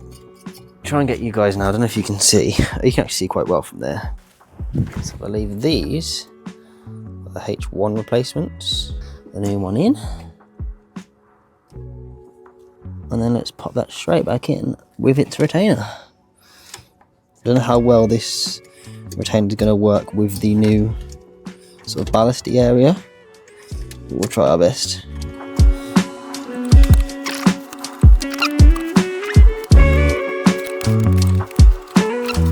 Let's whack this cap back on. So now for the hard part, because if you look on this side, there isn't exactly much room to play with. Obviously you guys have the entertainment of me doing this, so let's get on to the next side.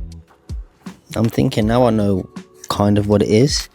Should be okay-ish. One bulb. I'll do the same like I did with the others as well, just showing the clear comparison. So just look at the clear comparison. I can't wait to see these on.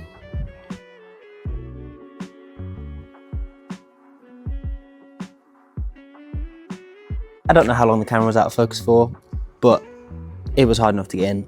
I'm not doing it again. The third light, I don't really know, because I know some of these bumpers have the fog lights on. This bumper doesn't have that, so that may be why. But these are all now situated and we can see if they work. So yeah, let's go.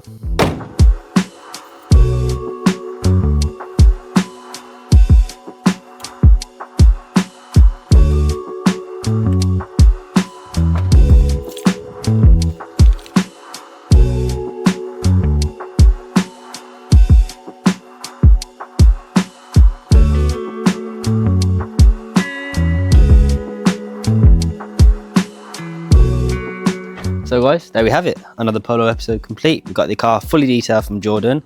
I need to put that wax on now, which I will do. Obviously, I'm not going to bore you with more detailing content. I'll put that on. The car needs another clean after driving home, so I'm going to quickly clean it, apply that wax and get it protected. Obviously, we've got some new headlight bulbs, bringing it up to date. Huge thank you to Bavinci for doing that. Obviously updating those lights from the yellow orangey lights to the brand new white LED lights. It's gonna be so much better.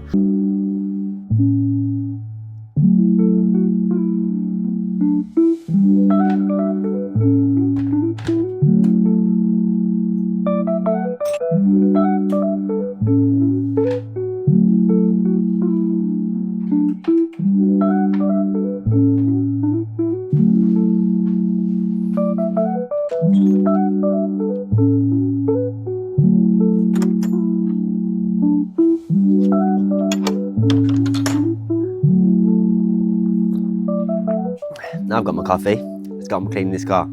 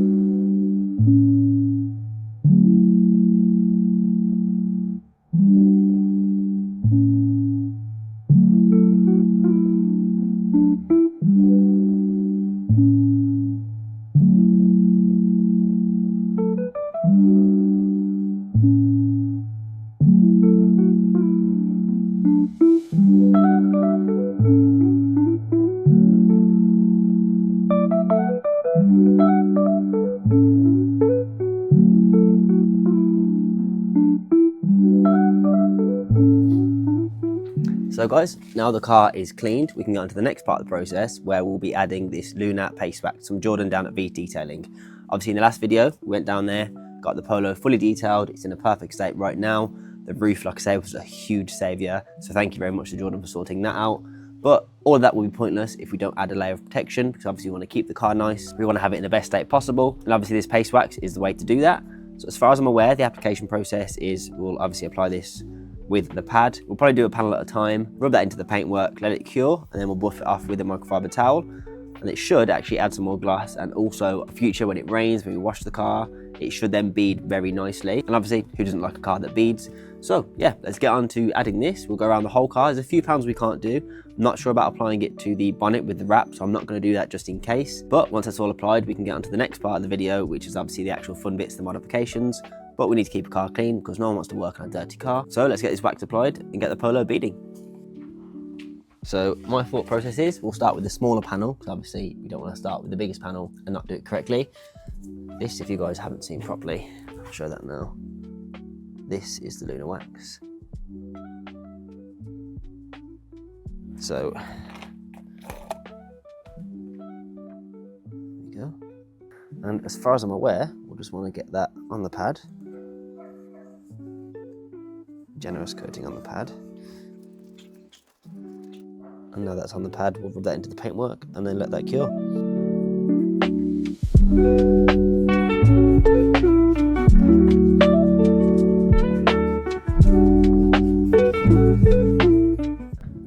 So now that's on, we can let that cure and then wipe it off with a microfiber towel.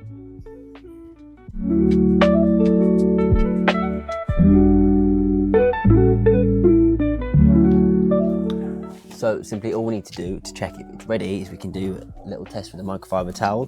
Just do this and we can see there that it does actually come off and it's cured properly. So all we need to do now, obviously a fresh microfiber towel, buff this off, and then now we know the cure time and how it works, we can get on with the full car.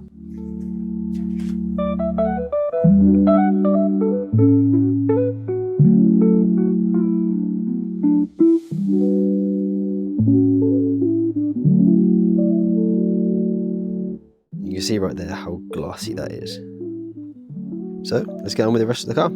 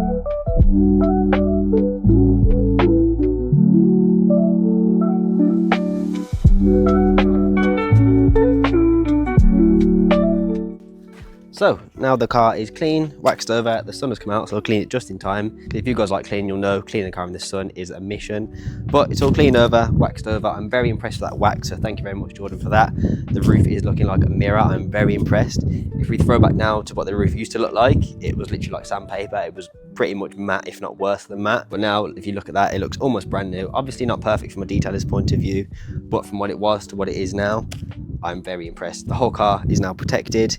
It's looking a lot better. Black as well, when it is polished and waxed up, it does just look amazing.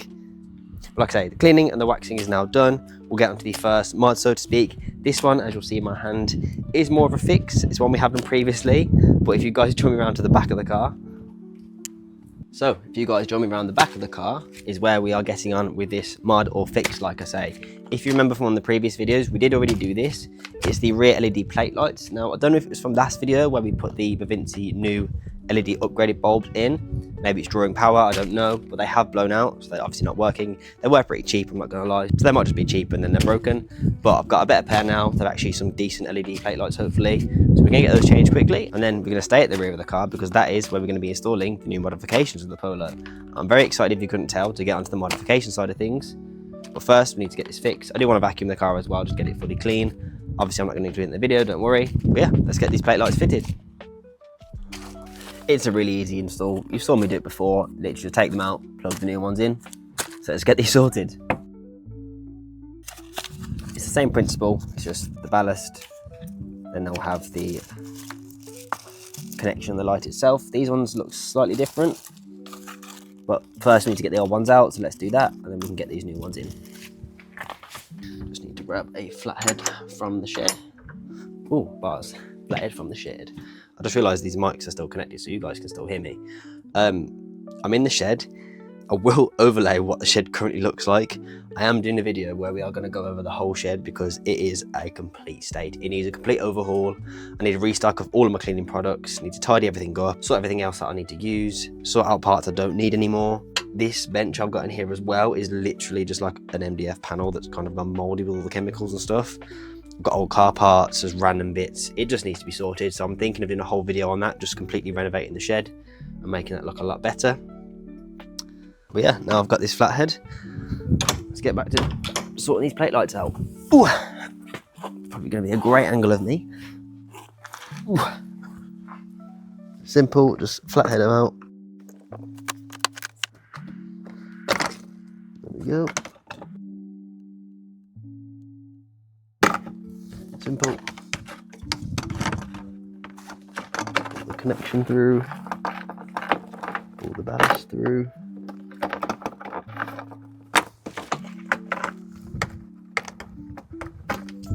The whole end just fell off the ballast. That's not good. So if we look at these ones, the ballast is slightly different. It looks high quality. This is like a billet. These are just plastic. Hopefully it means they're going to be better. This angle is probably not flattering at all, but who am I trying to impress? Let's get this. Where's the plug? There we go. There we go. Ooh. So now we've got the both plate lights out. Simply all we need to do is flatten these, pull them out, get the new ones built up, put them in, and we should be fine.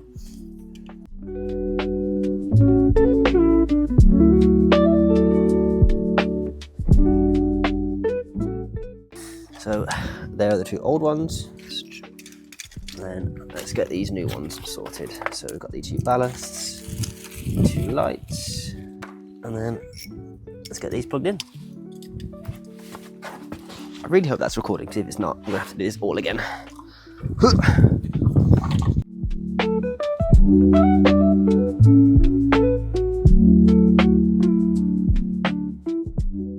Oh. Do you ever get to this point where you're doing stuff on the car, and then you just stay on the floor like this for a while? Ugh.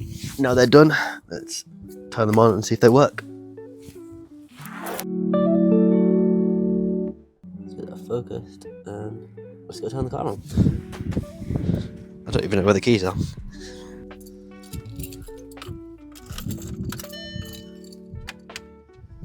So plate lights should now be on, so let's go and have a look. Oh, one of them isn't. That's not ideal. Why can things not just work?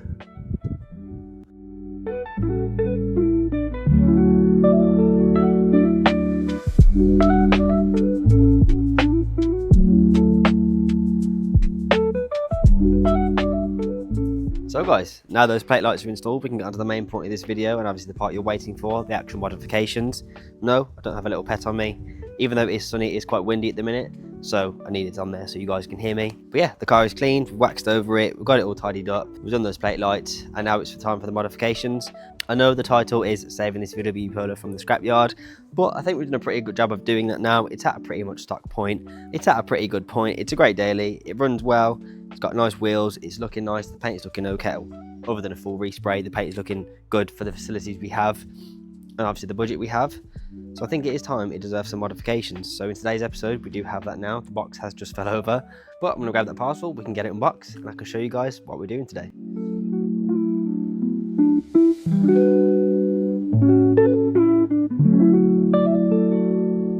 So, I'll give you 5 seconds to guess in the comments what you think this is.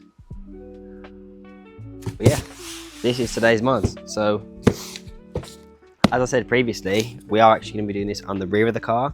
So we'll need to get to the back of the car now. I'm going to pull the car forward so I have some more room to film, and obviously I can show you the part and we can go over installing it. The car is now moved around. We should have a lot more room. Probably guess what it is by now because we're at the rear of the car. But it's a very light parcel, so try not to drop it. But yeah, let's get this unboxed and see what we have.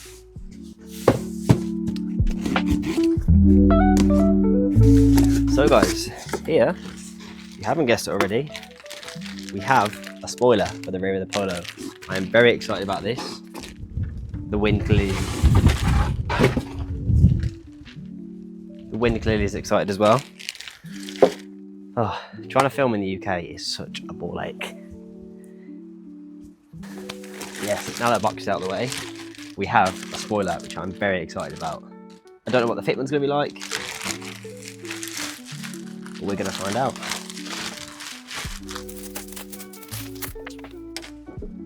That is one nice piece. Put this in there because we don't want any more things blowing away. That is a nice piece. This could be the first of many mods on the Polo. So let's see what the fitment's like. Only one way to test it out. You know what? It's not bad at all. I don't have a second pair of hands with me, but will it rest? I don't want to risk that with the wind, but I'll look back at the footage. What do you guys think that looks like? Does it look okay? You guys are going to see it before me. I think that looks very nice. Tell you what, that's bloody lovely.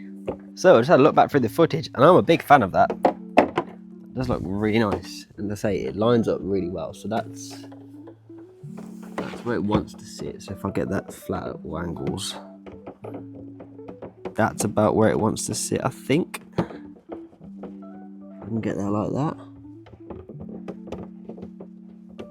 Yeah, that's about where it wants to sit, I think.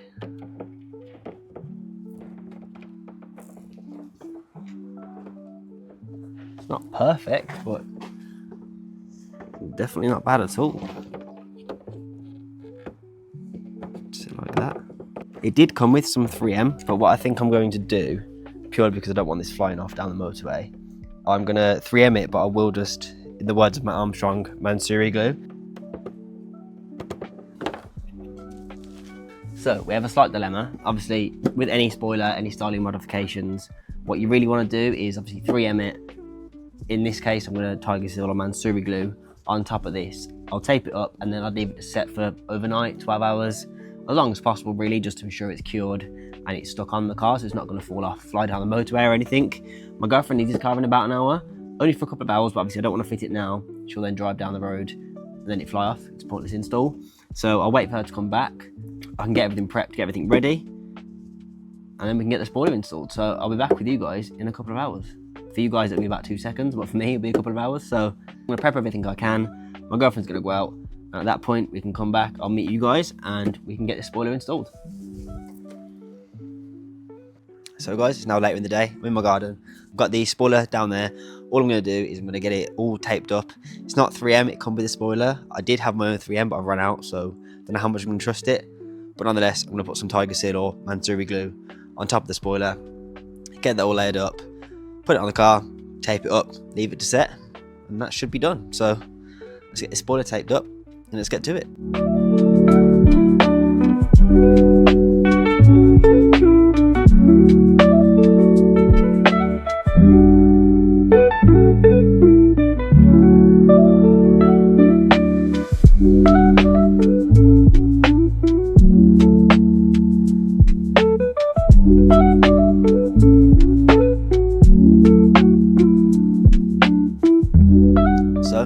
Tell, got all of this taped up now, so all that's left to do basically is to whack I'm not got much on, to be honest, just enough to hold it in, whack some tiger seal just within those gaps, get the tape off, get it taped up, get it on the car, and then leave it to set.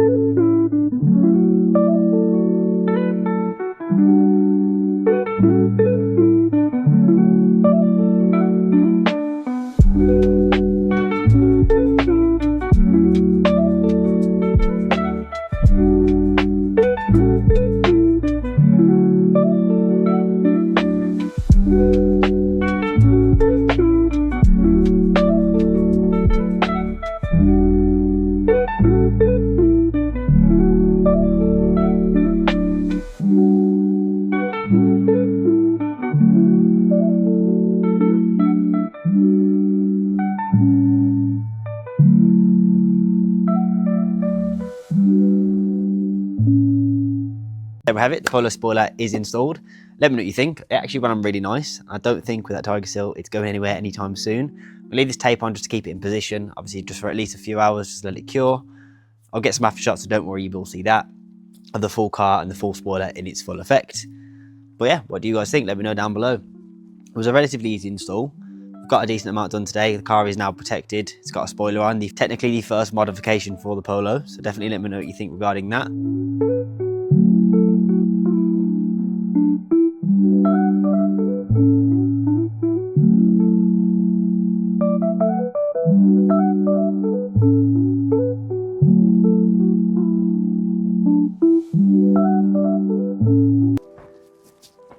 Good morning, guys. Good afternoon. Good evening. Whenever you're watching this video, in all honesty, it's pretty much saved now. It's actually looking really good, to be honest. I'm quite happy with it. We have some more mods to do in today's episode, so I'm going to get on with those. Some of them are some smaller upgrades. The other one, the main one of today's video, is quite a big upgrade I'm very excited for. I should bring it to the sort of current age and make it the perfect daily. So if you guys join me in the car, we can get on with that because it's quite windy. So we'll get on with that one first. So yeah, let's go.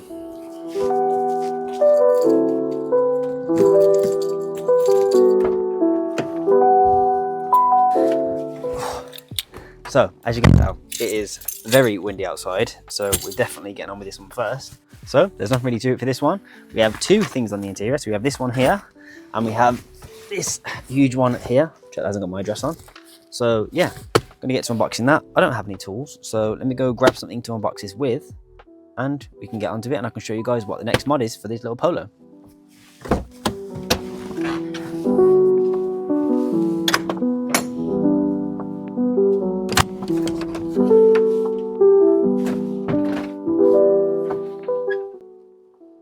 Right, I'm recording this now just so you guys know. There is definitely a shed video coming soon because this is unworkable. Tried to film a nice shot of getting tools.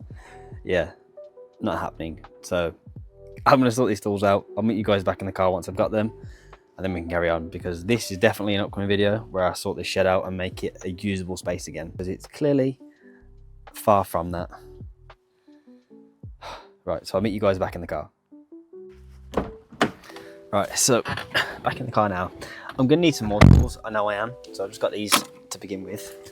So let's get a good angle for you guys with this unboxing. Let's just unbox it for now, see what the box is like.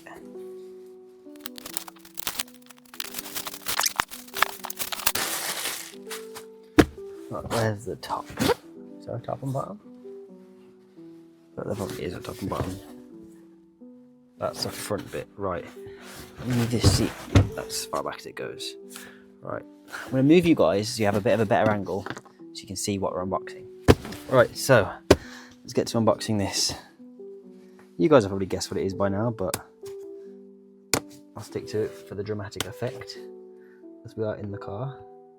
If you have guessed what it is, then you'll know why I'm so excited about it, because every single car should have this. Same as every person working on cars should use the right tools, unlike me, but it is what it is. You get by. Right, so here we have a piece of polystyrene. But if you haven't figured it out just yet, you should be able to see, if I gently bring this out, this matches the head unit there. You can tell the big screen here. Say, you probably guessed it by now, but we are fitting CarPlay to this Polo. I'm so excited. It's about time it updated, because it currently has the old like cassette player with just a random space that you can't really put anything in. But yeah, I'm gonna get this unboxed. This, I believe, is the, yeah, so we have all the wiring here, which I'm not looking forward to, but we've got to get to it. So we have the wiring, this itself. So let's get this unboxed so you guys can see it. It's obviously black to match, but in all honesty, it should look a lot better, because obviously that's old plastic, this is new plastic. So let's get this unboxed and opened. Woohoo, look at that. That is actually a lot nicer than I thought it was going to be. That looks really cool. I'm excited to see this in. Is that a mark, or is that a little bit of fluff? It's a bit of fluff. That is exciting. Right, I'm going to put this down before I break it. We can get back onto the old system. Don't know how I'm going to take it apart, but I'm going to figure it out and take it apart. So let's get to doing that, and we can get this CarPlay installed.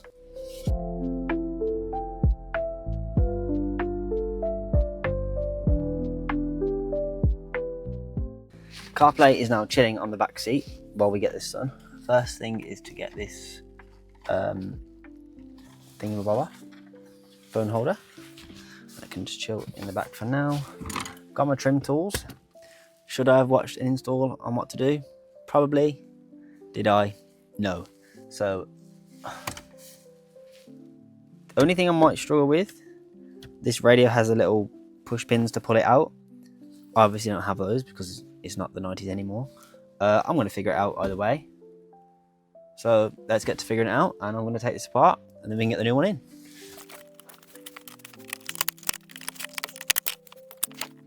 Okay, so it's a VW, so there's going to be torque twists everywhere. There's torque twists there and there. Don't know about this whole interior panels though. I'm trying to pry as much as I can out without doing any bolts.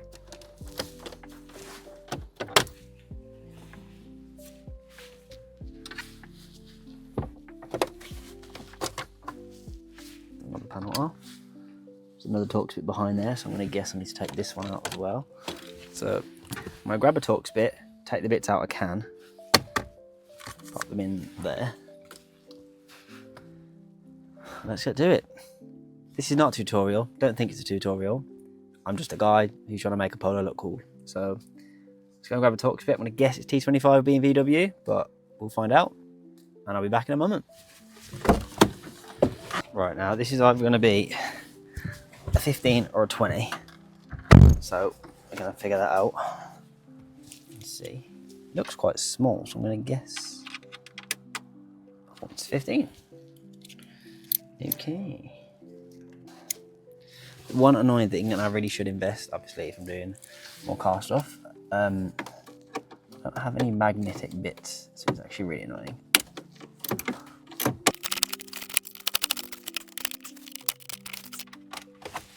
One bolt down.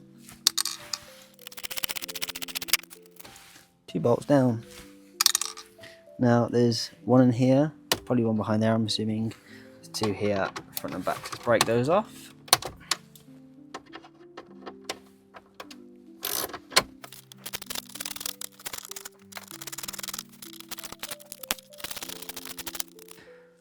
Four bolts. Now, let's see if he wants to move at all. Okay, so this bit wants to pull up. That's fine, that's loose. There's going to be bolts in there and there. So let's get the screwdriver.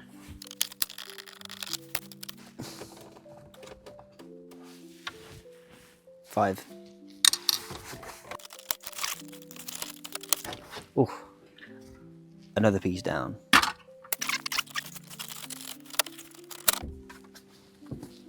Radio, kind of out. I'm not going to plug it yet because I don't know which bits we need. This bit's the main culprit now, getting this out. If I can push this from the back. Out. And it still works. That might be Mr. Amazon for my parcel, so I'm going to go get that and we can continue. Now let's unplug these. So there's a brown, black, and what I assume is the antenna. So there's radio out. I can go down there for now. Cables all here, and this should now just pull out, which I'm hoping it does. Unless there's any more bolts somewhere. Oh, okay, no. There's 2 Torx bolts just under here, so I'm gonna get those out now.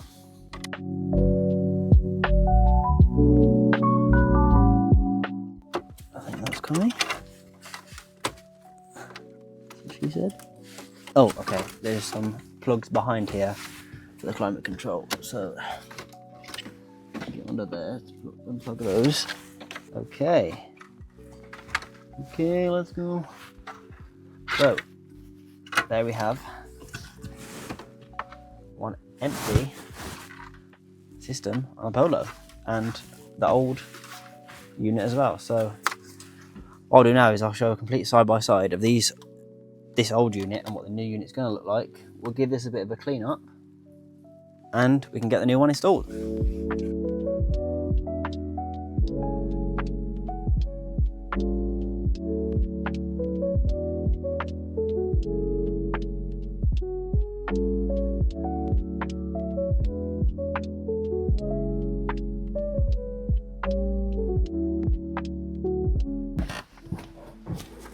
So I've got the new one here. That will literally just sit in the exact same spot as the other one. Even just holding it there, it looks great. But like I said before, obviously we want the air vents, we want everything to work as normal and still look somewhat OEM plus. So I'm gonna pop this down, just rest up there for now. Can I put that without damaging it? Pop that down there for now. Because what we're gonna have to do is on this old one,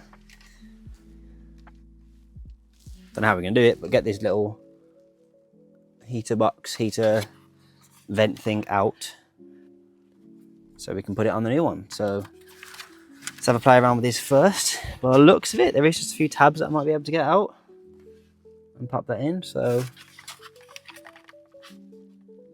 let's have a look.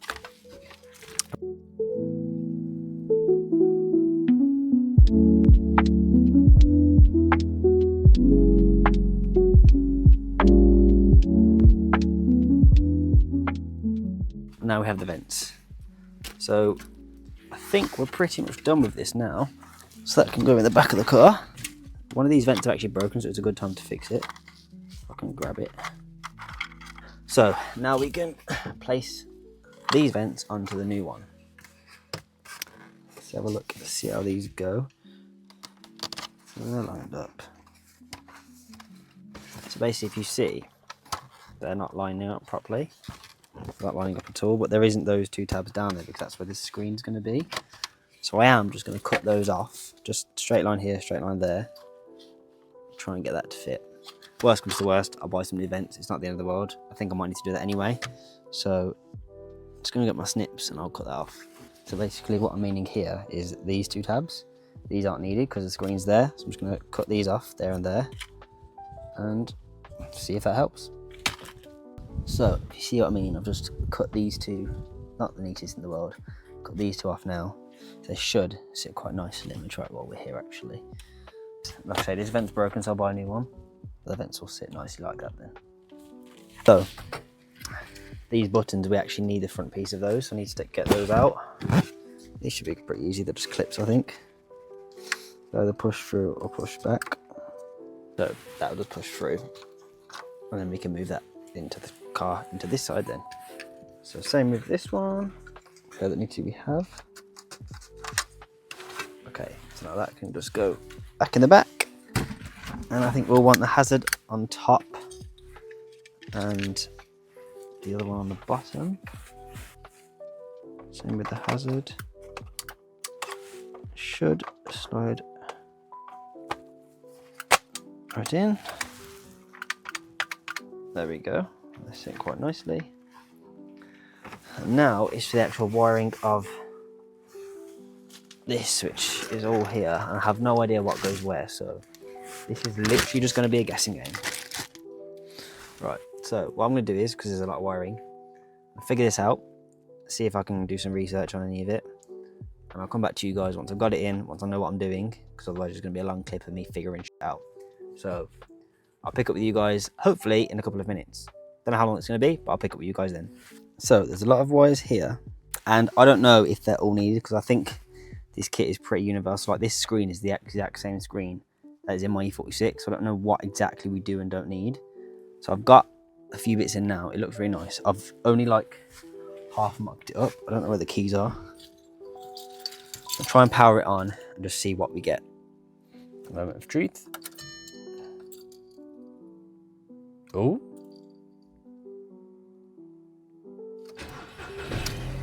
So we've got some things. Right, let me have a play about and see if we can actually get CarPlay. As you can tell, I am stupid. I forgot I was filming with my phone at this point, but as you can see, it did connect correctly to CarPlay.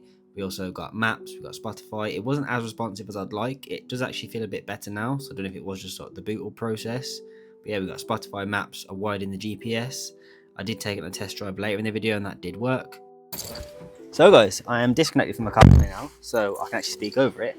But that's actually worked. So a lot of this stuff is for if you do the rear view camera, for other older models, I think, but we don't need too much. We just want it for CarPlay. I don't really want it for anything else. There's maps, CarPlay, anything you do with your phone. I just wanted the CarPlay system basically, and we do have that. It's actually quite responsive for a cheap system and a cheap upgrade. So yeah, we can get Play Store, YouTube. There's different systems on there, different settings. Bluetooth to just this, or then there's the actual CarPlay system itself. Does also pay with Android Auto, obviously. Got hazards here, heating there. That's great. The volume. Obviously, just need to put it all back together properly now. Put this heater matrix back in. Obviously, I will get a new vent. Don't worry about that. But yeah, get this actually fitted properly. So if I just go on the home screen, there we go. Turn this off. That goes off, and we can get this back installed. So it should be relatively simple. So just pop that back there like so. There's the two torque spots there. Make sure this is all pressed in properly.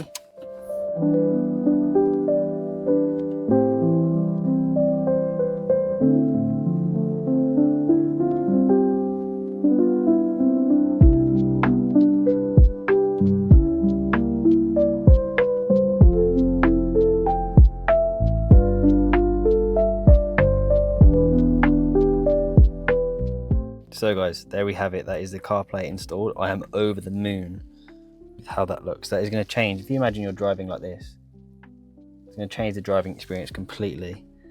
However, there's one more thing on this interior that we do need to sort out. If you look down here, you will see, let me get the camera to focus, there's one very tired, used shift boot, which definitely is not the best when you're wanting that nice driving experience with your nice fresh CarPlay, a nice clean car. Yes, I will sort the vent, don't worry, it's just broken. I can't really do much until I get a new one. But yeah, so if we get back to the normal angle of unboxing, need to unbox this. Hope it's the right part. Now the car needs another clean. I won't bore you guys with another clean, but I'm going to do that obviously off camera, because I want my girlfriend's daily to be a nice daily, a nice experience. And we all know a car drives a lot better when it's got a full tank and it's clean. So let's continue on with this. You can actually tell how aged this is, because this new one looks unreal. Woohoo! That is some fresh leather, especially compared to the old one. Just look at that, brand new, fresh leather, fresh shift knob. That is going to feel absolutely amazing. It should just be a matter of prying this old one out and up. There we go. And the new one on. I don't know what it's attaching that, if it is just a clip. Right, it's a little circlip, so let me get a flathead and grab that off. But now that's off, it should just pull out. There we go. Just like that. And then if we do the same on this one, it's the exact same process, just in reverse. This one actually comes with a new crush collar, which is actually really handy. Just pop that on there.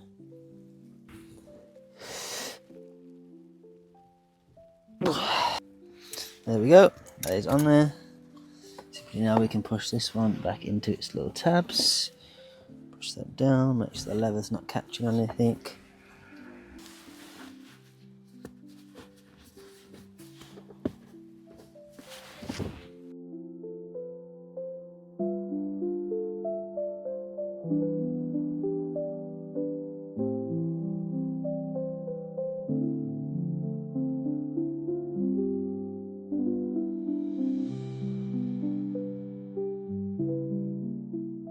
I now need to go and pick Grace up from work, so I'm going to go do that.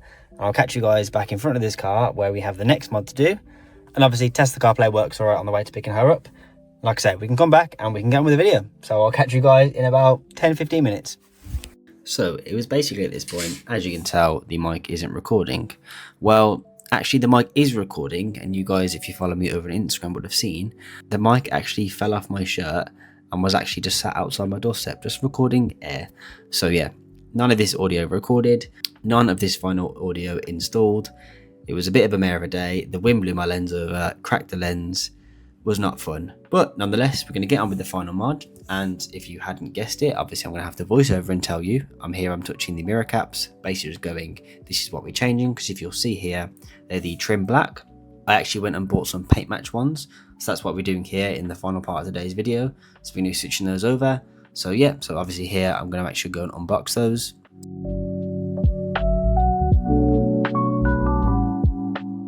Took me a while to get them out of the box, but as you can see here, look how much better they look. So obviously that horrible trim aged black, and now we have the paint match gloss black. So yeah, we can get those installed. And yeah, it was pretty easy install. Literally just pop the old ones off, pop the new ones on. And just look how much better they look. As you guys will know, it is the small changes that do make a difference, and it really did update this car. As you can see here from the front side, it just makes it look that little bit newer. Obviously we have the next side, so if we quickly change that one over, let's get that one done.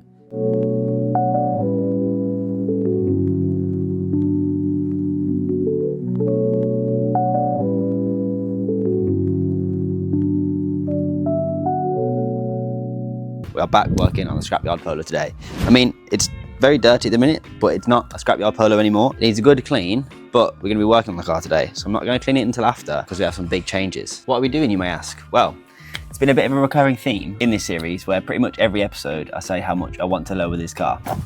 And having a car with an arch gap like this from someone who likes lowered cars, it's just not acceptable. Like, no, it's not going to run. So, as you probably guessed it from now, today we're going to be lowering this Polo.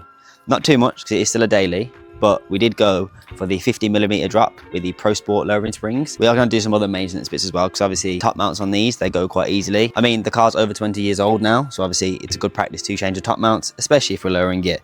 50mm drop should be just enough. It's not too much of a drop where you're going to be scraping up speed bumps. It's going to be too much of a hassle. It's going to be enough where I think this car dropped with a good clean.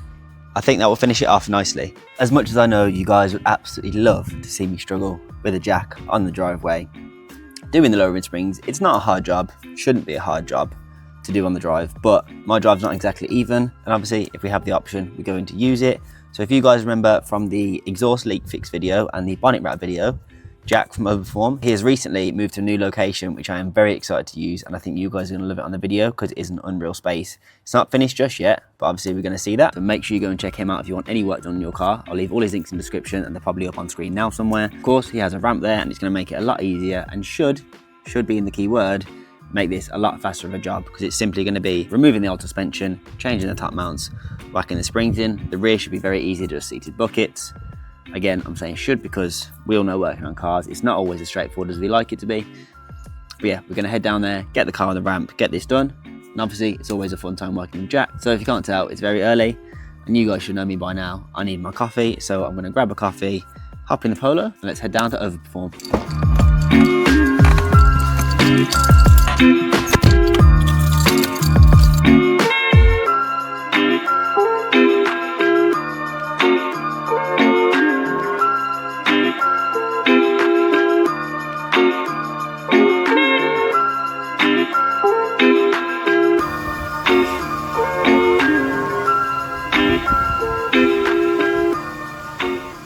So, we are now here.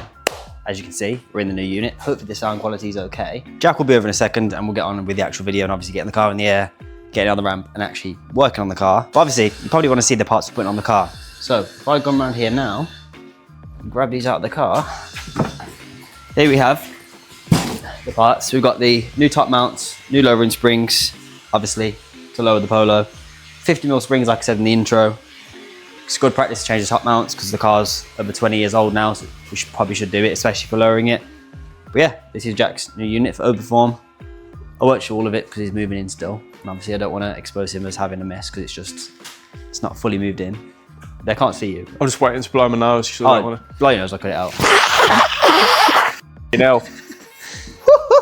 Right, so let's unbox him. I don't know if you can see Jack yet, but What's happening? say hello to the people. I'm going to get a blade for that. Yeah, it's probably a good idea. But yeah, plan of action is literally just to lower it. Huh? I'm speaking to the people. Oh, my bad. These are nice. So that's a new top mount and bearing. Okay, mate. Are you just... Oh, okay. I'm gonna get his payment out of the car. These actually look okay, you know.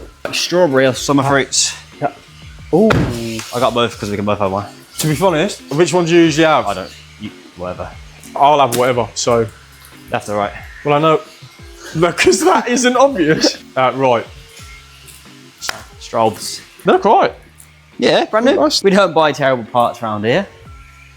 Unless it's £10 wrap off eBay that needs to be taken off and redone. So, or Jack I'm a sucker for this water, I'll be honest. quenches thirst. These are the lowering springs. So they're 50mm lowering springs. So, obviously, we'll replace the stock ones. They're actually dead smart, I'll be real. They look quite nice. Nice. And obviously, red means fast. If they get a little bit forward, they should drop it quite nicely. Was it 50mm? It's a 50mm drop, yeah. We're gonna measure I'm where gonna get a it fucking should tape be. measure, yeah. Bear in mind, the shocks probably aren't the best anyway on this. Oh, I can't lie, it wasn't really going to be as big as I thought, but it's still not terrible. That's what she said. So it's going to be there, the arch will be Yeah, there. it'd be perfect. Yeah. Perfect. That'll be bob on for what Grace needs.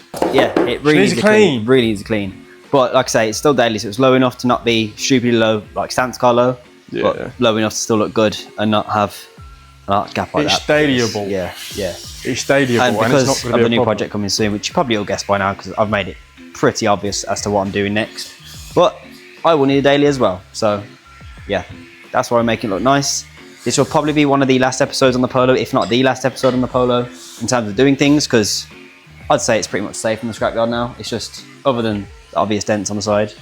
But then it then gets to a point where it's like, Yeah, I'm not making a show car. How much more are you going to... Yeah, I'm just making it look nice, work, and that's what we've done, I think. So let's get to lowering the car.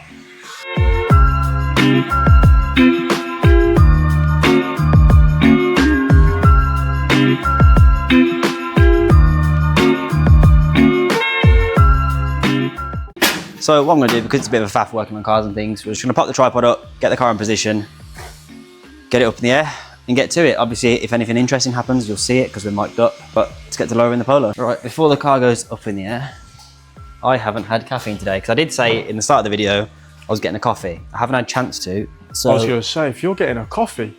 the next best thing. Have you tried this one yet? I haven't. Do you know what? I'll be real, I didn't rate it. Alex put me onto it and I actually really like it, so. Nah, I'll be real, I don't Give it rate a it. little. There we go. It's too sweet, bro. I like it. Is it? Yeah. Do you know what it reminds me of? It reminds me of the green one, because it's just a bit... It's like when you have like an ice pop and it melts. It's like what's left. Yeah, that's Yeah. a bit, yeah. One of them ones. I've already had 2 Red Bulls, I don't need any more caffeine. As you can see, we're very healthy individuals.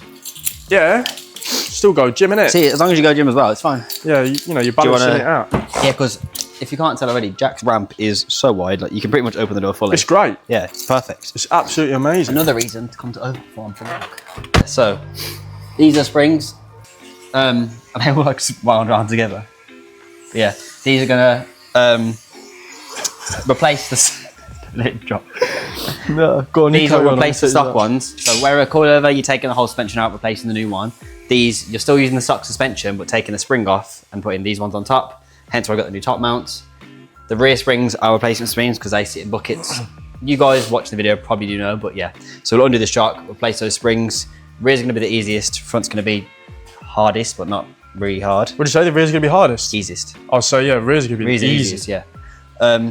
So yeah. A pro tip, yeah, for when you're doing your front coils or if you're doing springs, changing springs, 9 times out of 10, especially on vehicles of this age, always buy new top mounts and bearings. Hence why we did. Bearings are criminal for just going wrong. And every time you take out a spring, 9 times, like I said, 9 times out of 10, when you're taking out a spring on the front, the bearings will come apart. It's a bad day. Save yourself the effort and the trouble and just get yourself new top mounts and bearings. They were like £30 as well. For the sake of £30, you may as well do it. Yeah, it's and because of us, you're going to get yourself stuck on the drive and then you're like, let me do it. Shit. So funny to do that.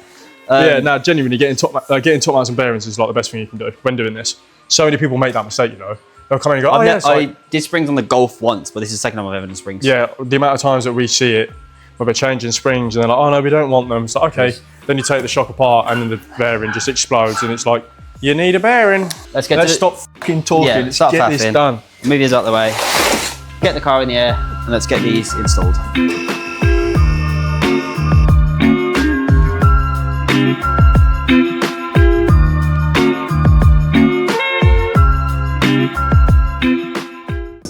So for reference, we'll need to jack this up to put them back in so it compresses the shock and we can bolt it in. The tool we use for that is currently in a box. So let's cut to a quick time lapse of us building that.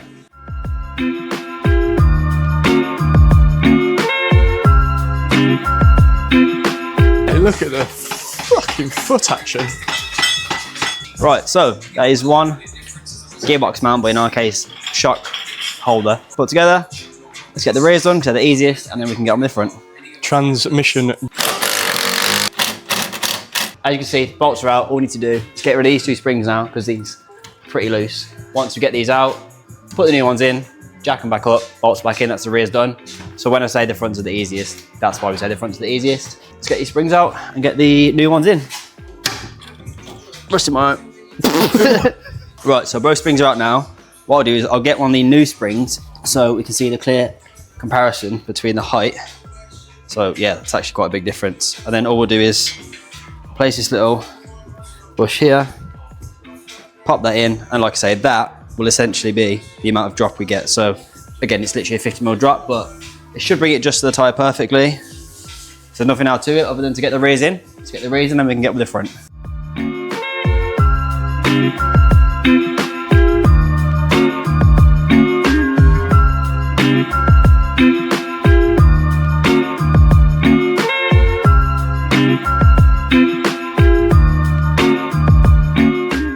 This is a fucking saviour. Oh, it's not swear. I'll cut it out, it's fine. This is a saviour, right? This is a... Let me get focus on that. There we go. Yeah? Get yourself one of these if you're a VAG boy and you do a lot of suspension work. If you know, you know. This is a lifesaver, So, genuinely. where are we using that for the people at home? So this, yeah, is a hub splitter that sits behind here in this slit here. And it opens up the hub slightly and then it drops the shock out. This is a special tool from Volkswagen and Audi. So for reference, it goes in this split the there. slit. So that's a slit there. So now we're gonna head on to the front. So the rears are done. See the little red springs in there. So they should look really good once we're on the ground. Obviously we're not gonna lower it so the car's like that on a rake. We're gonna get the fronts done first. Jack should spray some penetrating fluid on it. We've got the splitter, get these off. Once that's all undone, we can go on the top, undo the top mounts, replace the top mounts, put the new springs in, and then the car will be lowered.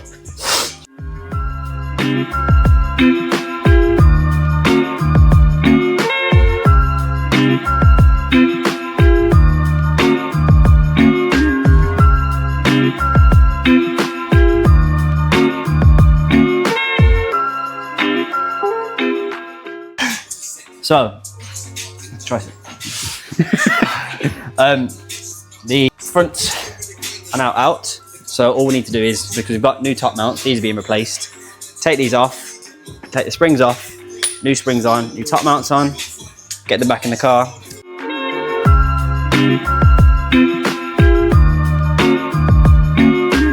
That shouldn't be doing that should not be in there like that.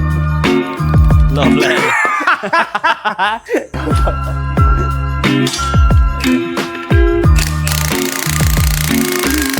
Now both the springs are off and the top mounts are off. Simply, new springs on, new top mounts on.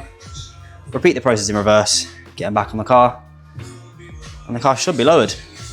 Excuse me, sir. Just come here a minute. What? What's this here? Oh, I've got dirt. Yeah. So all we need to do now is put the new spring on, the new top mount on, and both in the car, lower the car, and we should have a low Polo. I'm actually gonna fucking howl if we can't get it off the ramp. I'll be real. I don't think it's gonna go that low. No, I don't think it will, but it'd be funny. But if it'd it be quite funny. Right, so let's get this one on. Put the nut. Got her. I've got her. She's on. Now we have both of them set up. The only thing left to do is get them back in the car. So let's get these on. You guys are probably fed up of watching me and Jack faff with some red springs. So let's get these on the car and let's see what this Polo looks like lowered.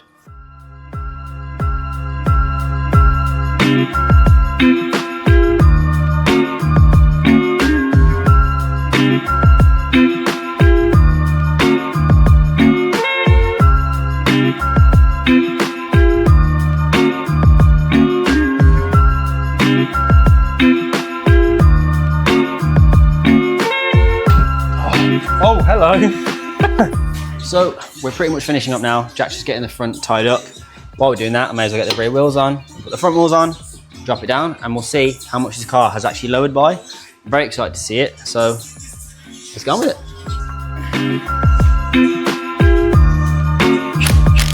Anyway.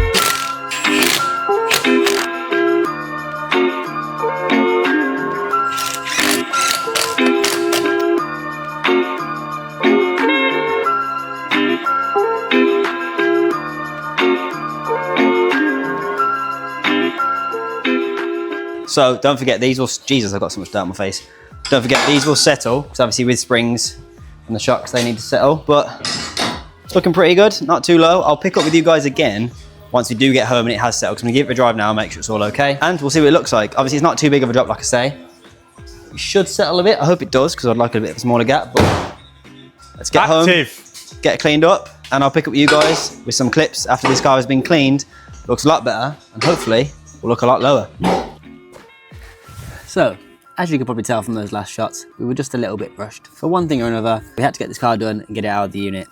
Polo is now lowered. It's actually settled quite a bit. It sits perfectly for a daily. Obviously in my eyes, it could always be lower, but we just put on the lowering springs to give it a little bit better of a road presence.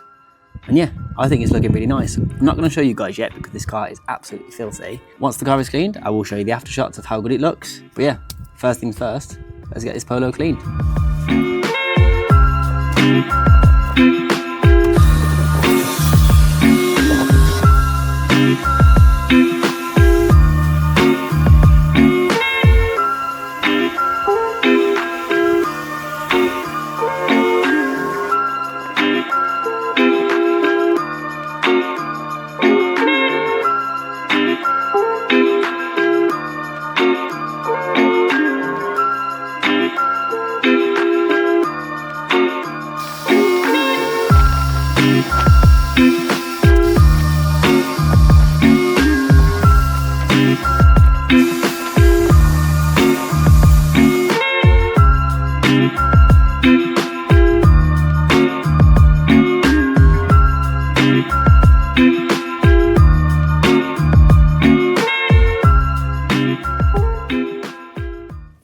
There we have it. Not only the Polo is now one, clean, but two, it's finally lowered. I don't know about you guys, but I think it looks so much better. This side you can see more so because obviously the drive's not even, but you'll see a lot with the before and after shots, one in the unit, one obviously on the drive. There isn't really much else we can do. If there is anything you can think of that you want to see me do on the build, then by all means let me know. But I think for saving this Polo from the scrapyard, we've done a pretty good job. But yeah, There'll be a new build coming very soon. We have some very exciting trips on the horizon, but most importantly, like I say, the new build is coming very soon. Comment below what you think it's going to be, and don't forget, there'll be a new video every single Sunday at 5 PM from me on this now not Scrapyard Polo. I'll catch you guys in the next one.